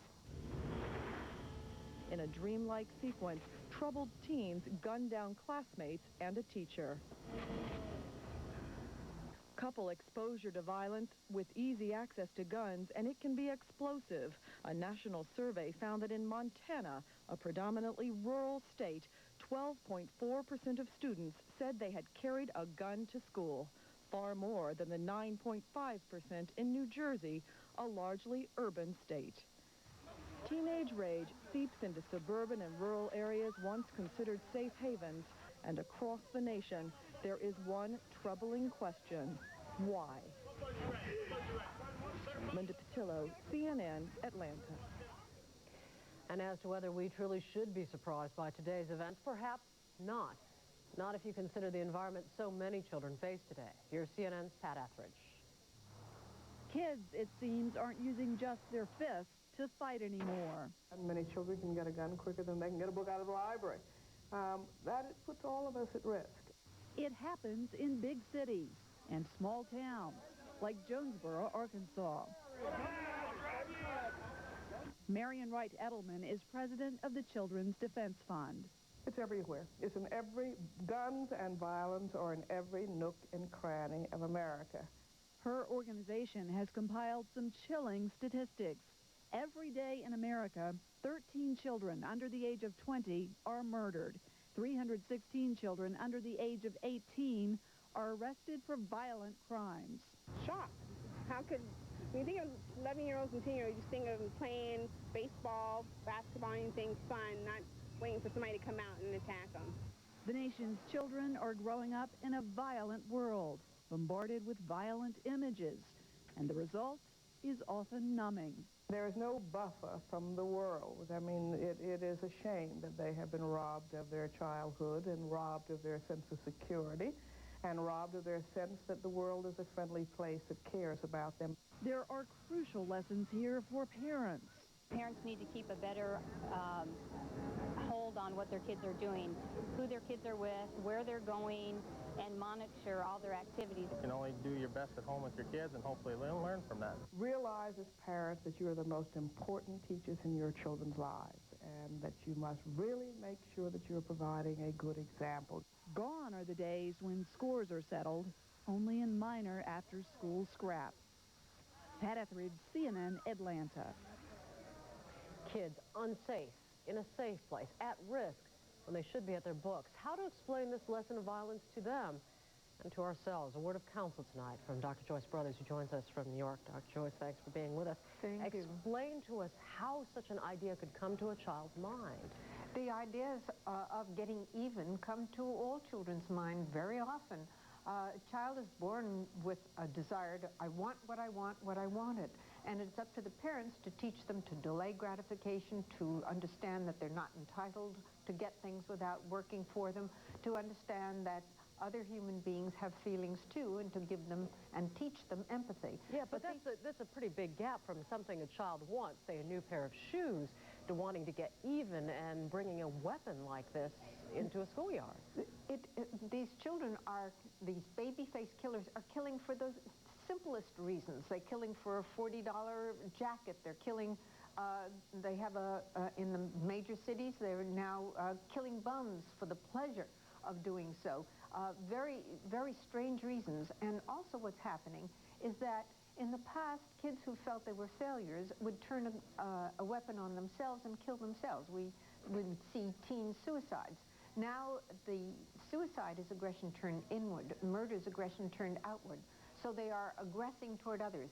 They're making others pay for their feelings of unhappiness, for their feelings that they're not getting what they're entitled to, for their feelings of being an outcast. And we need to teach kids, other kids, because they know about these things ahead of time. They get all the sense, but they feel, they shrug it off. It's not their worry. We need to teach them that ratting on your friends or your acquaintances is not wrong. That if you tell somebody, it can be stopped in time. They're so afraid to tell on others, they're afraid that they will be the target. Do they understand the meaning of violence at this level? I mean, do they truly understand death, violence by guns, or is it really a game in their minds? Well, to these children, it seems to be a game. They got all dressed up in camouflage. It was like a play that they were putting on. You don't believe that they believed that they were camouflaged and nobody would ever see them and not know that they killed all of these kids. It was part of their play. When you see a TV show where one kid gets killed each time and comes back after each episode alive again, you can't take death as seriously as you ought to be taking them. When they are bombarded with violence in such a way, But the vast majority of children see the same images and don't respond in the same way. But they are playing much more aggressively than they have ever been in the past. An advertiser spends over $1 million for 30 seconds worth of commercial on special shows because they believe they can change somebody's behavior. They can go out and make them go out and buy shoes or make them go out and buy drinks. Why can we believe that these kids can see violence after violence and after violence, sanitized violence, where people don't really suffer and not feel that it is in some way increasing their level of aggression? And then we give them aggressive things where there's no fins, there's no taking it back, guns to aggress, and then be sorry later. We talk about being desensitized in that sense. I wonder, too, in this particular case, the indications are from the Arkansas Attorney General that if these two children, the 11 and 13-year-old being held, are responsible, they could only be adjudicated in the juvenile court system. Could they understand the meaning of punishment in an adult sense? No, they really don't, and they don't even think about it. A number of youngsters who have been punished for killing, senseless, ridiculous killings, have said it never entered their mind that they would be punished. And in some sense, they're right, because about 65% of murderers do get away with it. So, it isn't a deterrent for them. What is immediate response. I'm going to get even with those people who have dissed me or hurt me or made me feel uncomfortable or made me feel anxious or kept me from their parties or said mean things about me. I'm going to get even right now. That's what they're thinking about, not will I be punished. As adults, are there signals that we are missing, things we should be watching for, things that we just don't get? Well, if we have a youngster who has a triumvirate of problems, now I'm not saying each one is of any consequence, but altogether, when you have a child who is cruel to animals, is bedwetting and fire setting, then you need to pay attention, because those three together, but not separately, together can mean trouble for a youngster, particularly cruelty to animals. Dr. Joyce Brothers joining us from New York tonight. We appreciate your insight. Thank you. And we'll keep you up to date on any developments on this story throughout this hour. And CNN will present a special report on the Jonesboro school shooting at midnight Eastern tonight, 9 o'clock Pacific time. Coming up next year, the day's other news. Was it human error or systems failure that killed more than 200 people when Korean Air Flight 801 crashed in Guam? And all ports alert as Britain is on the lookout for anthrax from Iraq. And Uganda proves no refuge from questions about executive privilege. The president's trip to Africa and the investigation of him later on The World Today.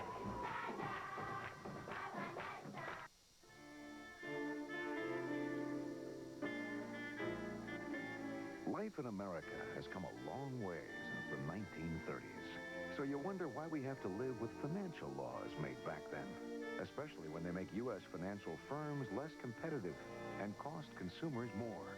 So call and urge Congress to pass H.R. 10, a financial law for the 21st century, not the 1930s. You're going to Hollywood, baby. Right now, Nestle celebrates the very best of Hollywood with an incredible sweepstakes. It's a done deal. Win a free trip to Hollywood during next year's Academy Awards. Shopping, dinner, limo. And a VIP spot to watch the stars arrive. Rubbing elbows. Enter now where you buy your family's favorite Nestle brands. And remember, when you see the nest, it's the very best. The very best of Hollywood sweepstakes from Nestle. Look for this display.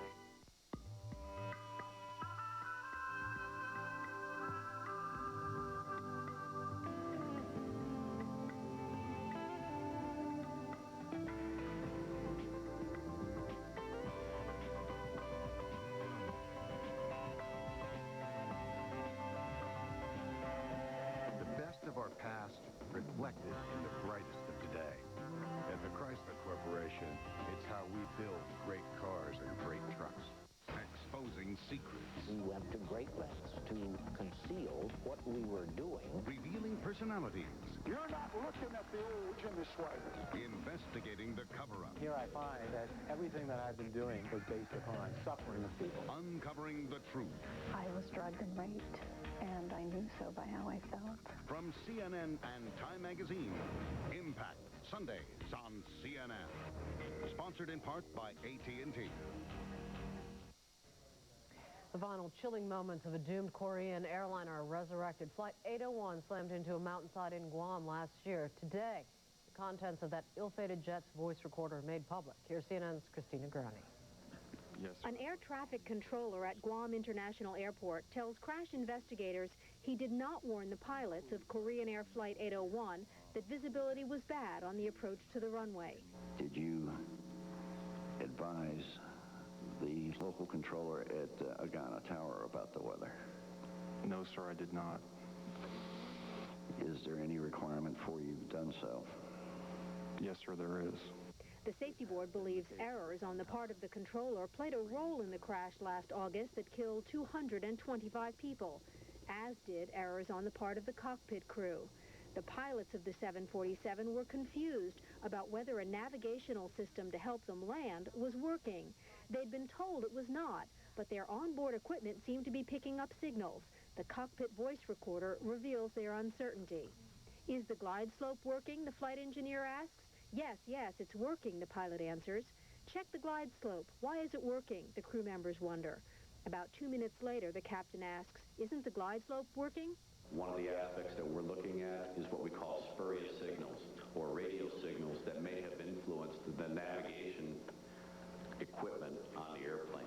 Aviation experts say these kinds of human mistakes are inevitable. In this crash, they were compounded because 2 other navigational systems were not working, and for this, they blame the FAA. They seem to be reluctant to understand that humans do err. And you need these, if you want the level of safety that I think the public wants and deserves, then you have to provide these backups. The crash of KAL 801 is no mystery to investigators. It is one of the most common aviation disasters, controlled flight into terrain. As the hearing into the KAL crash continues, investigators hope to learn enough about it to prevent a similar one in the future. Christine Negroni, CNN, New York. A Vermont man claims responsibility for sending mysterious packages to the home offices of 2 U.S. senators. FBI sources tell CNN their suspect admitted to the act under questioning. A black substance in one of the packages stained and temporarily numbed the hands of 3 people in the office of Ohio Senator John Glenn. No one in the offices of Vermont Senator James Jeffords was hurt.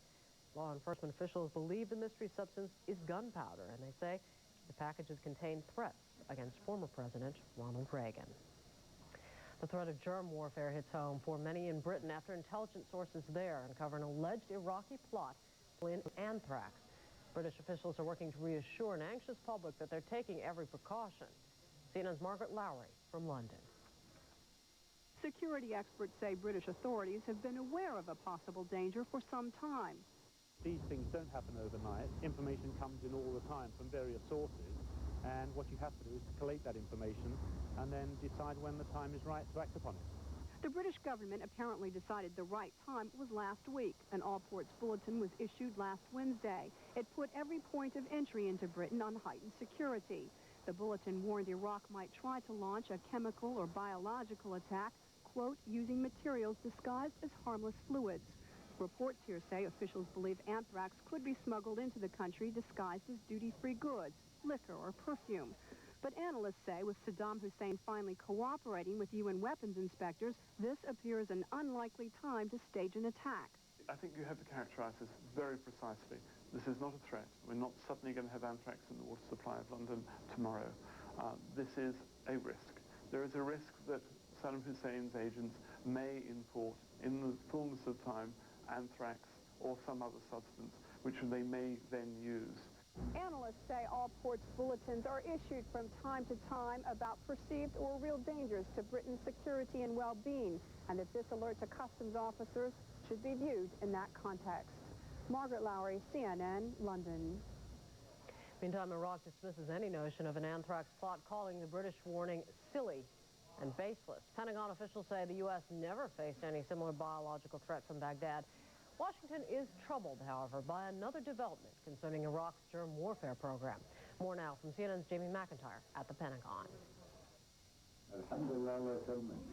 U.S. officials say Iraqi President Saddam Hussein may have silenced a key source of information about his biological warfare program by arresting and jailing a scientist who helped Iraq develop germ weapons back in the 1980s. This may be evidence that there is an attempt on the part of Saddam Hussein to continue to hide and prevent the UNSCOM inspectors from receiving information that would help them in their duties. The arrest of Nasser Hindawi deals a blow to UN inspectors, who are just now testing Iraq's pledge to permit access to suspected germ warfare labs.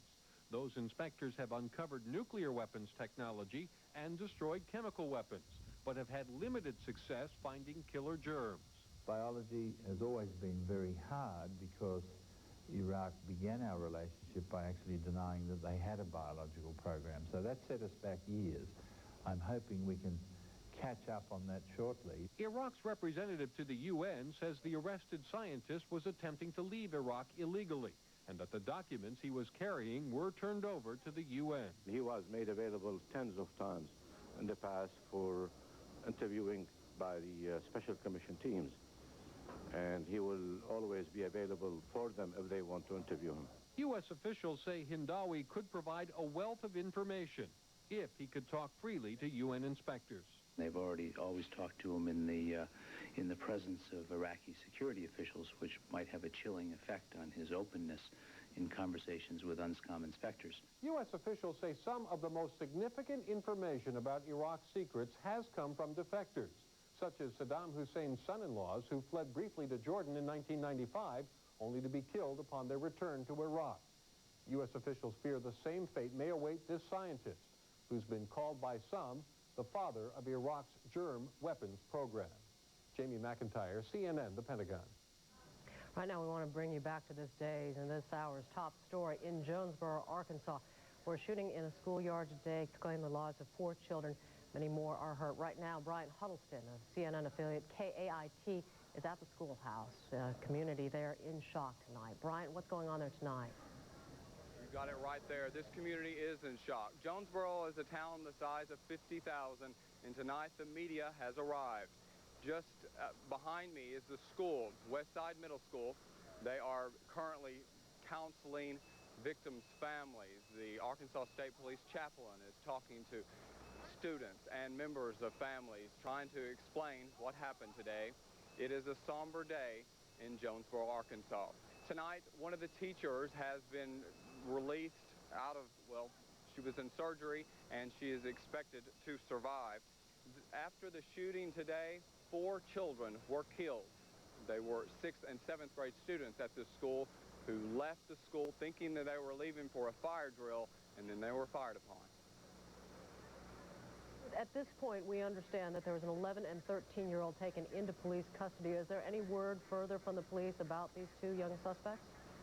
Those 2 young men, 11 and 13, were dressed in camouflage just behind this school, and they were the ones that fired upon this group. Police are not saying much right now. There are reports that one of the students may have been mad at his girlfriend for breaking up with him, but those have not been confirmed from police here in Jonesboro, Arkansas. Brian Huddleston is with CNN affiliate KAIT's in Jonesboro, Arkansas this evening. Take a break here and return with more of the world today right after this.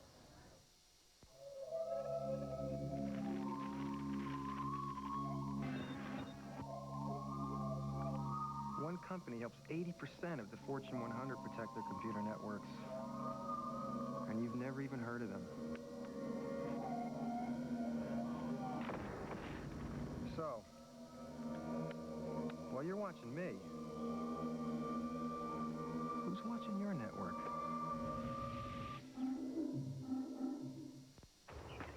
Mio papà lavora per l'International Paper Italia. Francesca's father's customized box designs have greatly reduced produce spoilage during shipping. Mio papà fa delle scatole farti, che ci mettiamo dentro di tutto.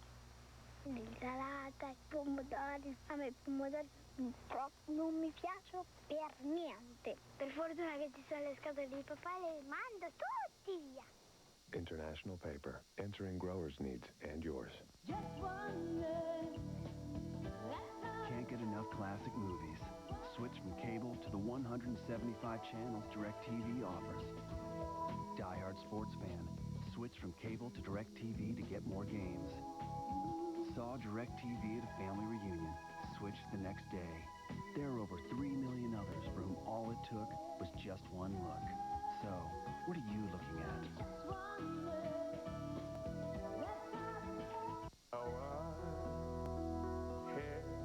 Time of my life. No, I never felt this way before. The time of my life, and I owe it all to you. I had the time of my life, and I owe it all to you. Save $455. Call your travel agent or 1-800-SANDALS.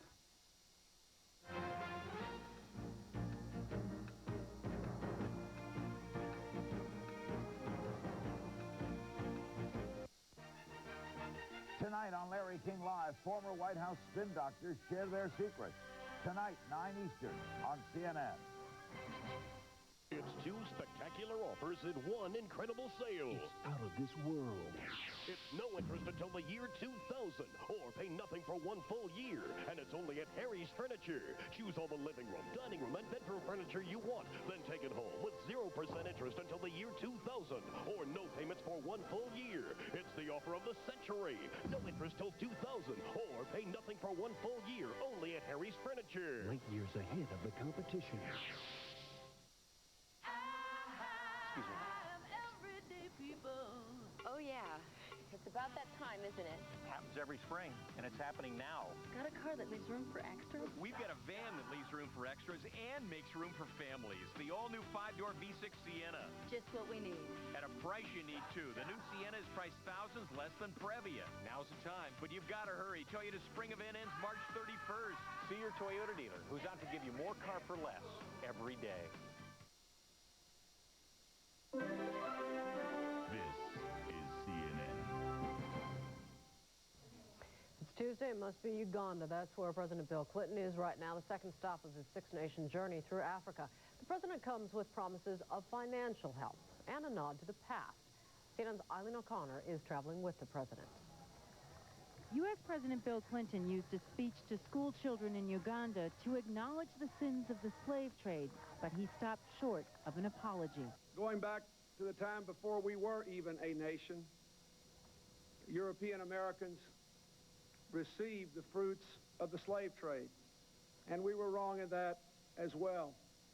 The president promised never again to neglect this continent. Perhaps the worst sin America ever committed about Africa was the sin of neglect and ignorance.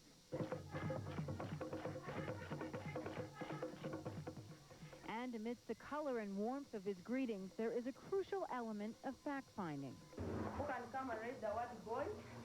Yoweri come. At the Kisawara School, nearly 100 first graders crowd into a classroom. Uganda's leaders are emphasizing education for all, but don't have the classrooms to accomplish the goal.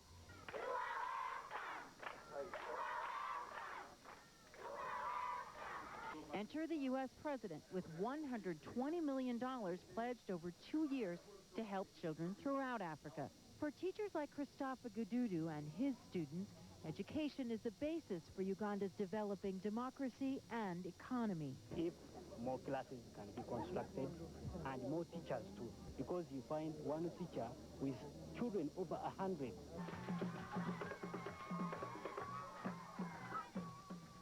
African leaders like Yoweri Museveni are clearly proud to show the U.S. president Africa's rich culture and diversity. And according to aides, are engaging in frank discussions about the problems each country faces. The areas of infrastructure, especially roads, rails, urban water and telephones, and energy are the most important. Aides say the idea is to target programs like these, investing in struggling family businesses. As the U.S. president held his namesake, 2-day-old Bill Clinton, he explained that's the best way to help Ugandans help themselves. Eileen O'Connor, CNN, Kampala. In just about 90 minutes, we'll take a closer look at the president's trip to Africa. Our special report begins at 10 p.m. Eastern, 7 p.m. on the West Coast. Even though Mr. Clinton is out of the country, his lawyers are still arguing his case with those investigating the president. Today, they met with the judge overseeing the Washington grand jury. No one was talking after that closed-door hearing, but it is believed the issue of executive privilege was raised, as it was in Africa. CNN senior White House correspondent Wolf Blitzer with the president's reaction.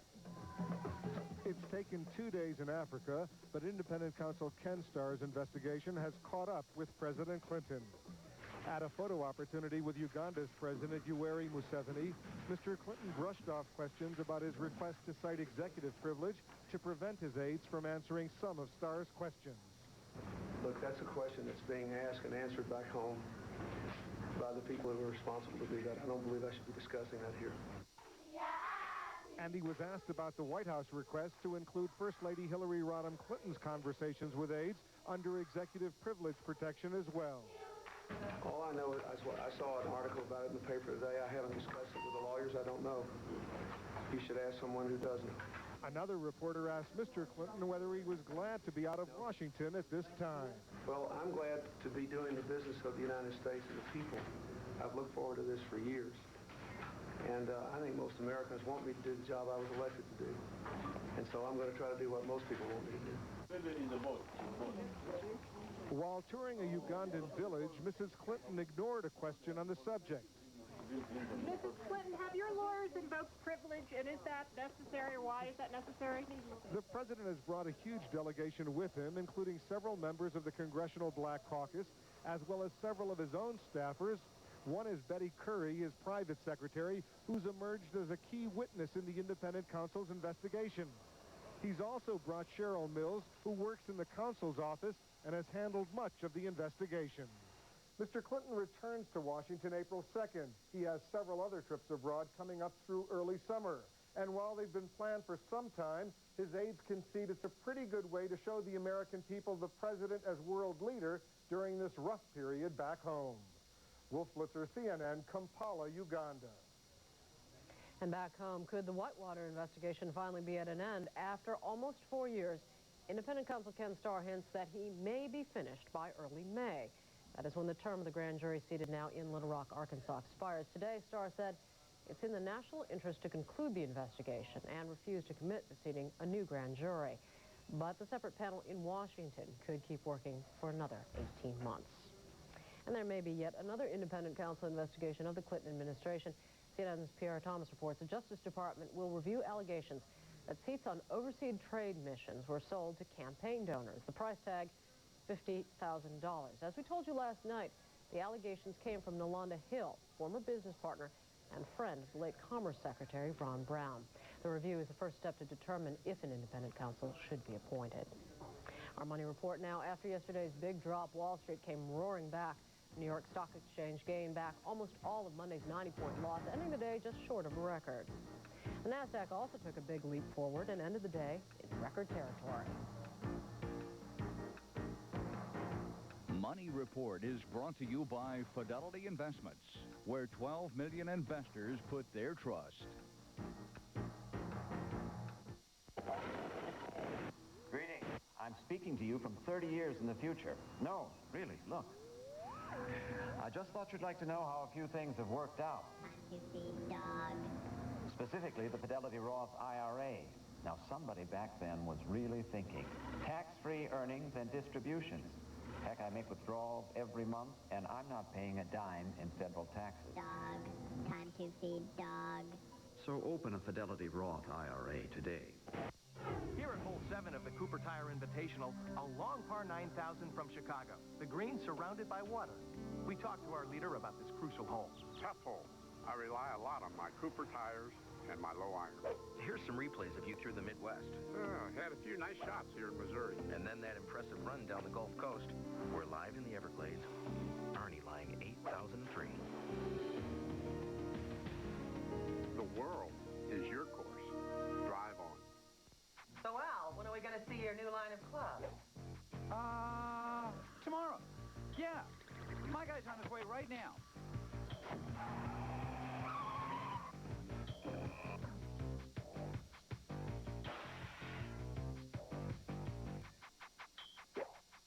So, Al, when are we going to see your new line of clubs? It's already up. There's business as usual, and there's e-business as usual. HP, expanding possibilities. Wednesday, on CNN's Early Edition, middle school students are ambushed in Arkansas, and 2 kids are the suspected gunmen. How did this tragedy happen? Complete coverage on Early Edition, Wednesday morning at 7 on CNN. Another prisoner is put to death in Florida's electric chair, the second execution there in as many days. Leo Jones, in an interview last fall, called executions barbaric. He spent his last year trying to convince the courts to do away with them. Jones was put to death for killing a police officer in 1981. Florida has 2 more executions set for next week. In Atlanta, a once familiar name has surfaced again in regard to the assassination of Martin Luther King Jr. A former FBI agent says he has evidence to support James Earl Ray's claim that he took orders from a shadowy gun runner named Raoul. He and Ray's lawyer met with reporters today. It indicates quite clearly the existence of the man whom James Earl Ray has always said was his controller, his handler. It indicates quite clearly the existence of Raoul.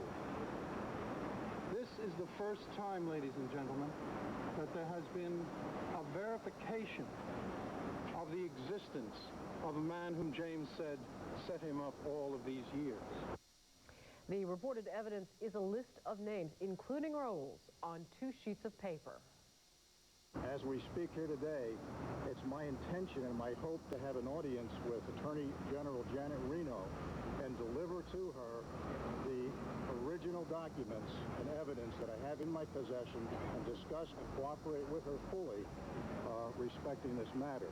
I'd answer any questions regarding why I waited 30 years and why I did not put this into the evidence chain.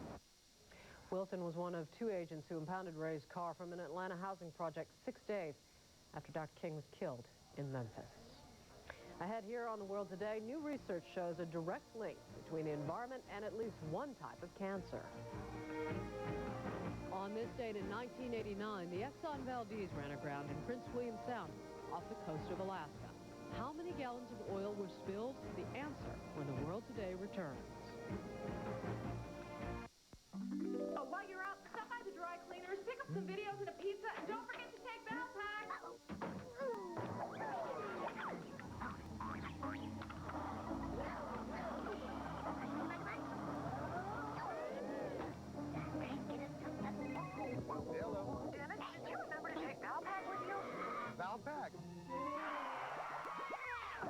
Why, sure, honey. I've got it right here.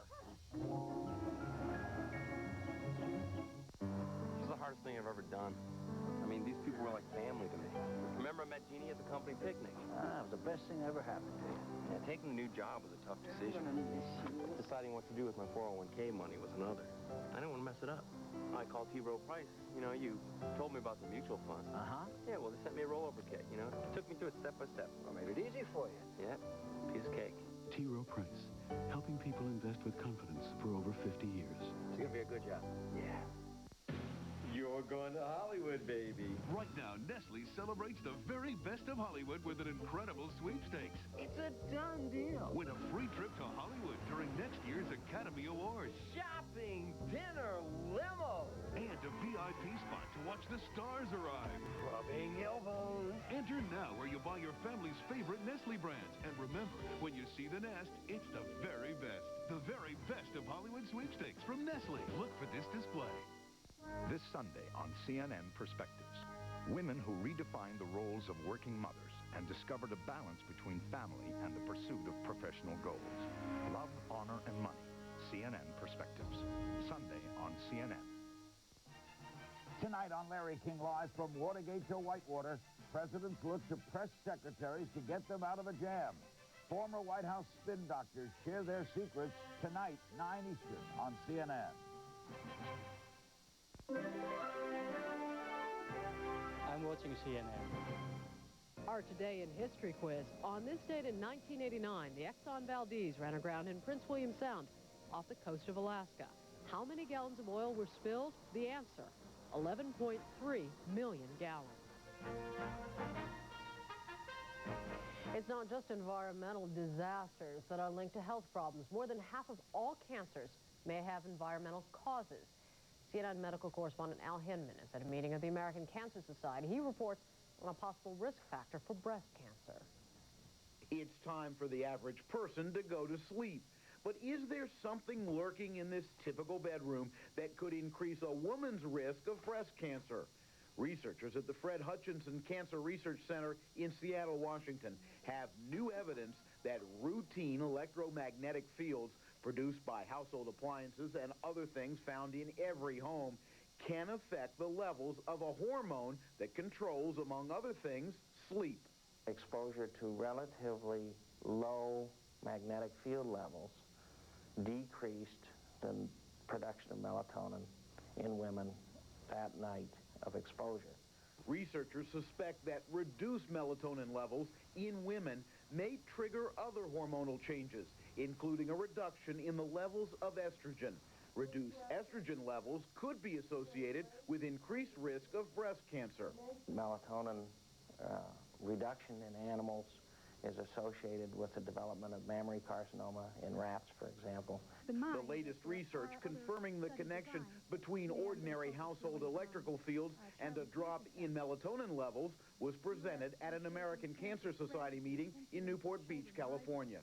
It tells us that we can measure things, and we can measure them in a very controlled fashion to see what environmental things can do to our body mechanisms. Cancer experts say the failure up to now to accurately measure and assess the environmental causes of many cancers has led to widespread confusion. The American Cancer Society believes conflicting results have the public and many doctors still confused about the potential dangers of overhead power lines, cell telephones, even automobile emissions. Doctors are convinced our environment is a major contributor to most, if not all, cancers. But they're still searching for the how and why. Al Hinman, CNN, Newport Beach, California. As we live longer, more of us are likely to fall victim to one of the most debilitating diseases of aging. The number of cases of brain-wasting Alzheimer's disease could triple as baby boomers become senior citizens. Among those lobbying Congress for more research money for the disease is actress Piper Laurie, who knows about Alzheimer's firsthand. For my father, the disease brought many indignities to a very dignified man. And then later on, when he was in a small nursing home, even though the children, the grandchildren, great-grandchildren would come to visit him, he finally had grown so weary of the confusion and the anxiety that that he walked into the backyard one day, removed all of his clothes, lay down on the earth, and someone came up and asked to help him, and he whispered, "I just want to go to sleep." The Alzheimer's Association predicts that 14 million of us could suffer from the disease by the year 2050. 4 million people in this country currently have Alzheimer's. Government study shows the majority of people suffering from schizophrenia get poor treatment or no treatment at all. The nationwide study shows only 29% getting the right drugs over the long term. Schizophrenia is marked by hallucinations, delusions, and impaired thinking. In this country, 100,000 people are in the hospital for schizophrenia on any given day. It may be time for Tiger to start looking over his shoulder. Up next on the World Today, we'll show you golf's newest child prodigy. Leading Edge is brought to you by Mobile. Mobile, the energy to make a difference. This is one of a kind. This is a very sensitive environment. I'm an environmental biologist and I work for Mobile. When oil is found in a place like Newfoundland, you have to be careful because the sea, the wildlife, but also this culture is very unique, rich in traditions. It takes a lot of communication between Mobile, our partners, and the community. When the Hibernia platform was towed up, it's a great day here. I'm really proud about the homework that Mobile has done. We work very hard to make sure that we are welcome guests in this country. See what I mean? Yep. You better update the manual. What do you mean it's going to take 5 months? Well, first we gotta order the paper, then we gotta order the ink. Choose a typeface, print layout, color separation, bind it. Proofs. We're not even talking about collating yet. You better update the manual. There's business as usual, and there's e-business as usual. HP, expanding possibilities. You like the way you feel when you get what you need, like the key to your heart, like a break in the weather. You deserve someone who's always there at your service.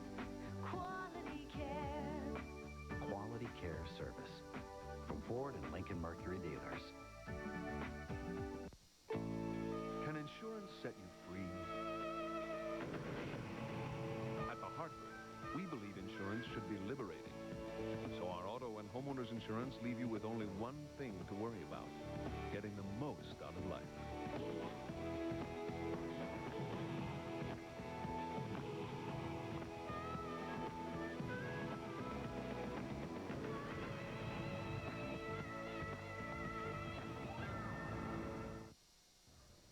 It's been 20 years since we've seen anything like this story. A little boy with a golf swing like a pro. Does it sound familiar to you? Katerina Bandini of CNN affiliate WHDH in Boston introduces us to Jake Evans, a Massachusetts toddler who could be golf's next phenomenon.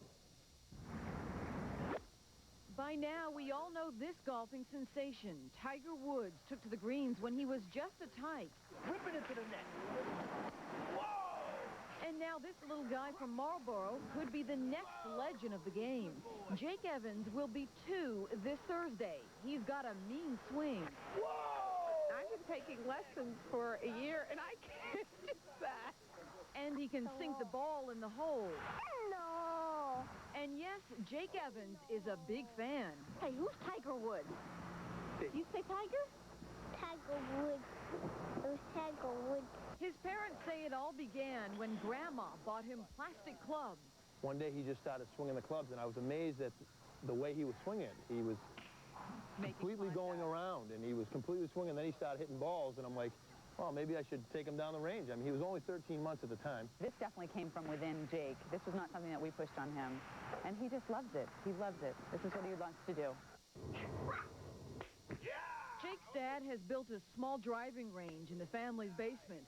The toddler's talents have stunned golfing veterans. It's incredible that a little boy that young can have a swing like that, and it's his coordination level that's amazing. But will Jake be the next Tiger Woods? His parents say, who knows? He'll follow his heart. But they do note that Tiger, at age 2, shot an 11 on a par 4. Jake is not far behind. He shot of 13. One of the funny things is a lot of people say, you know, don't push the kid, don't push the kid. Well, it's funny because how can you push a 2-year-old? What am I going to do, glue his hands to the face? Thanks, Jake. Maybe I should get him into boxing, huh? A report from Caterina Bandini of CNN affiliate WHDH in Boston. Short-lived, that's about the only way to describe Lake Champlain's tenure as the nation's 6th Great Lake. Earlier this month, President Clinton did sign a bill that included the designation, a move which infuriated Midwestern lawmakers. Now the Senate has unanimously agreed to strip Lake Champlain of its newly acquired status. The original push to upgrade the lake was sparked by Vermont, which sought grant money earmarked specifically for the Great Lakes. Under compromise today, Lake Champlain does lose its title, but Vermont will gain access to Great Lakes funding. Talking about all wet. Well, it's all wet on the coast again for the West Coast. Here's Karen McGinnis. Hey, Karen. Hey, Joey, we've got some problems for the West Coast. This looks fairly innocuous from our satellite imagery, but in fact, there's lots of moisture. As a matter of fact, a second wave moving into Southern California. To the south, fairly mild, and even into the deserts, as you'll see, we had some very mild readings here. Hot, in fact, lots of 90s to report across southern sections of Arizona. But farther to the north, Alexandria, Minnesota, some freezing rain and some ice, so not a very pleasant weather picture there. Certainly doesn't feel like springtime. Here's Wednesday's morning forecast, and our frontal system does sweep across the Great Basin, but in Southern California, this promises to be a very wet weather maker. It looks like, according to our computer models, we could see between 1 and 3 inches of rainfall. But also across the Sierra Nevada, we're watching those snow levels drop down to between about 5,500 feet and about 7,500 feet. But above 7,000 feet, that's where we're looking for the potential for as much as a foot of snowfall. And guess what happens? Arizona, you're going to be cooling down rather dramatically. Once this weather system moves out of Southern California, here we go. Take a look at what happened to Phoenix. Well, today we saw 91 degrees. That's the preliminary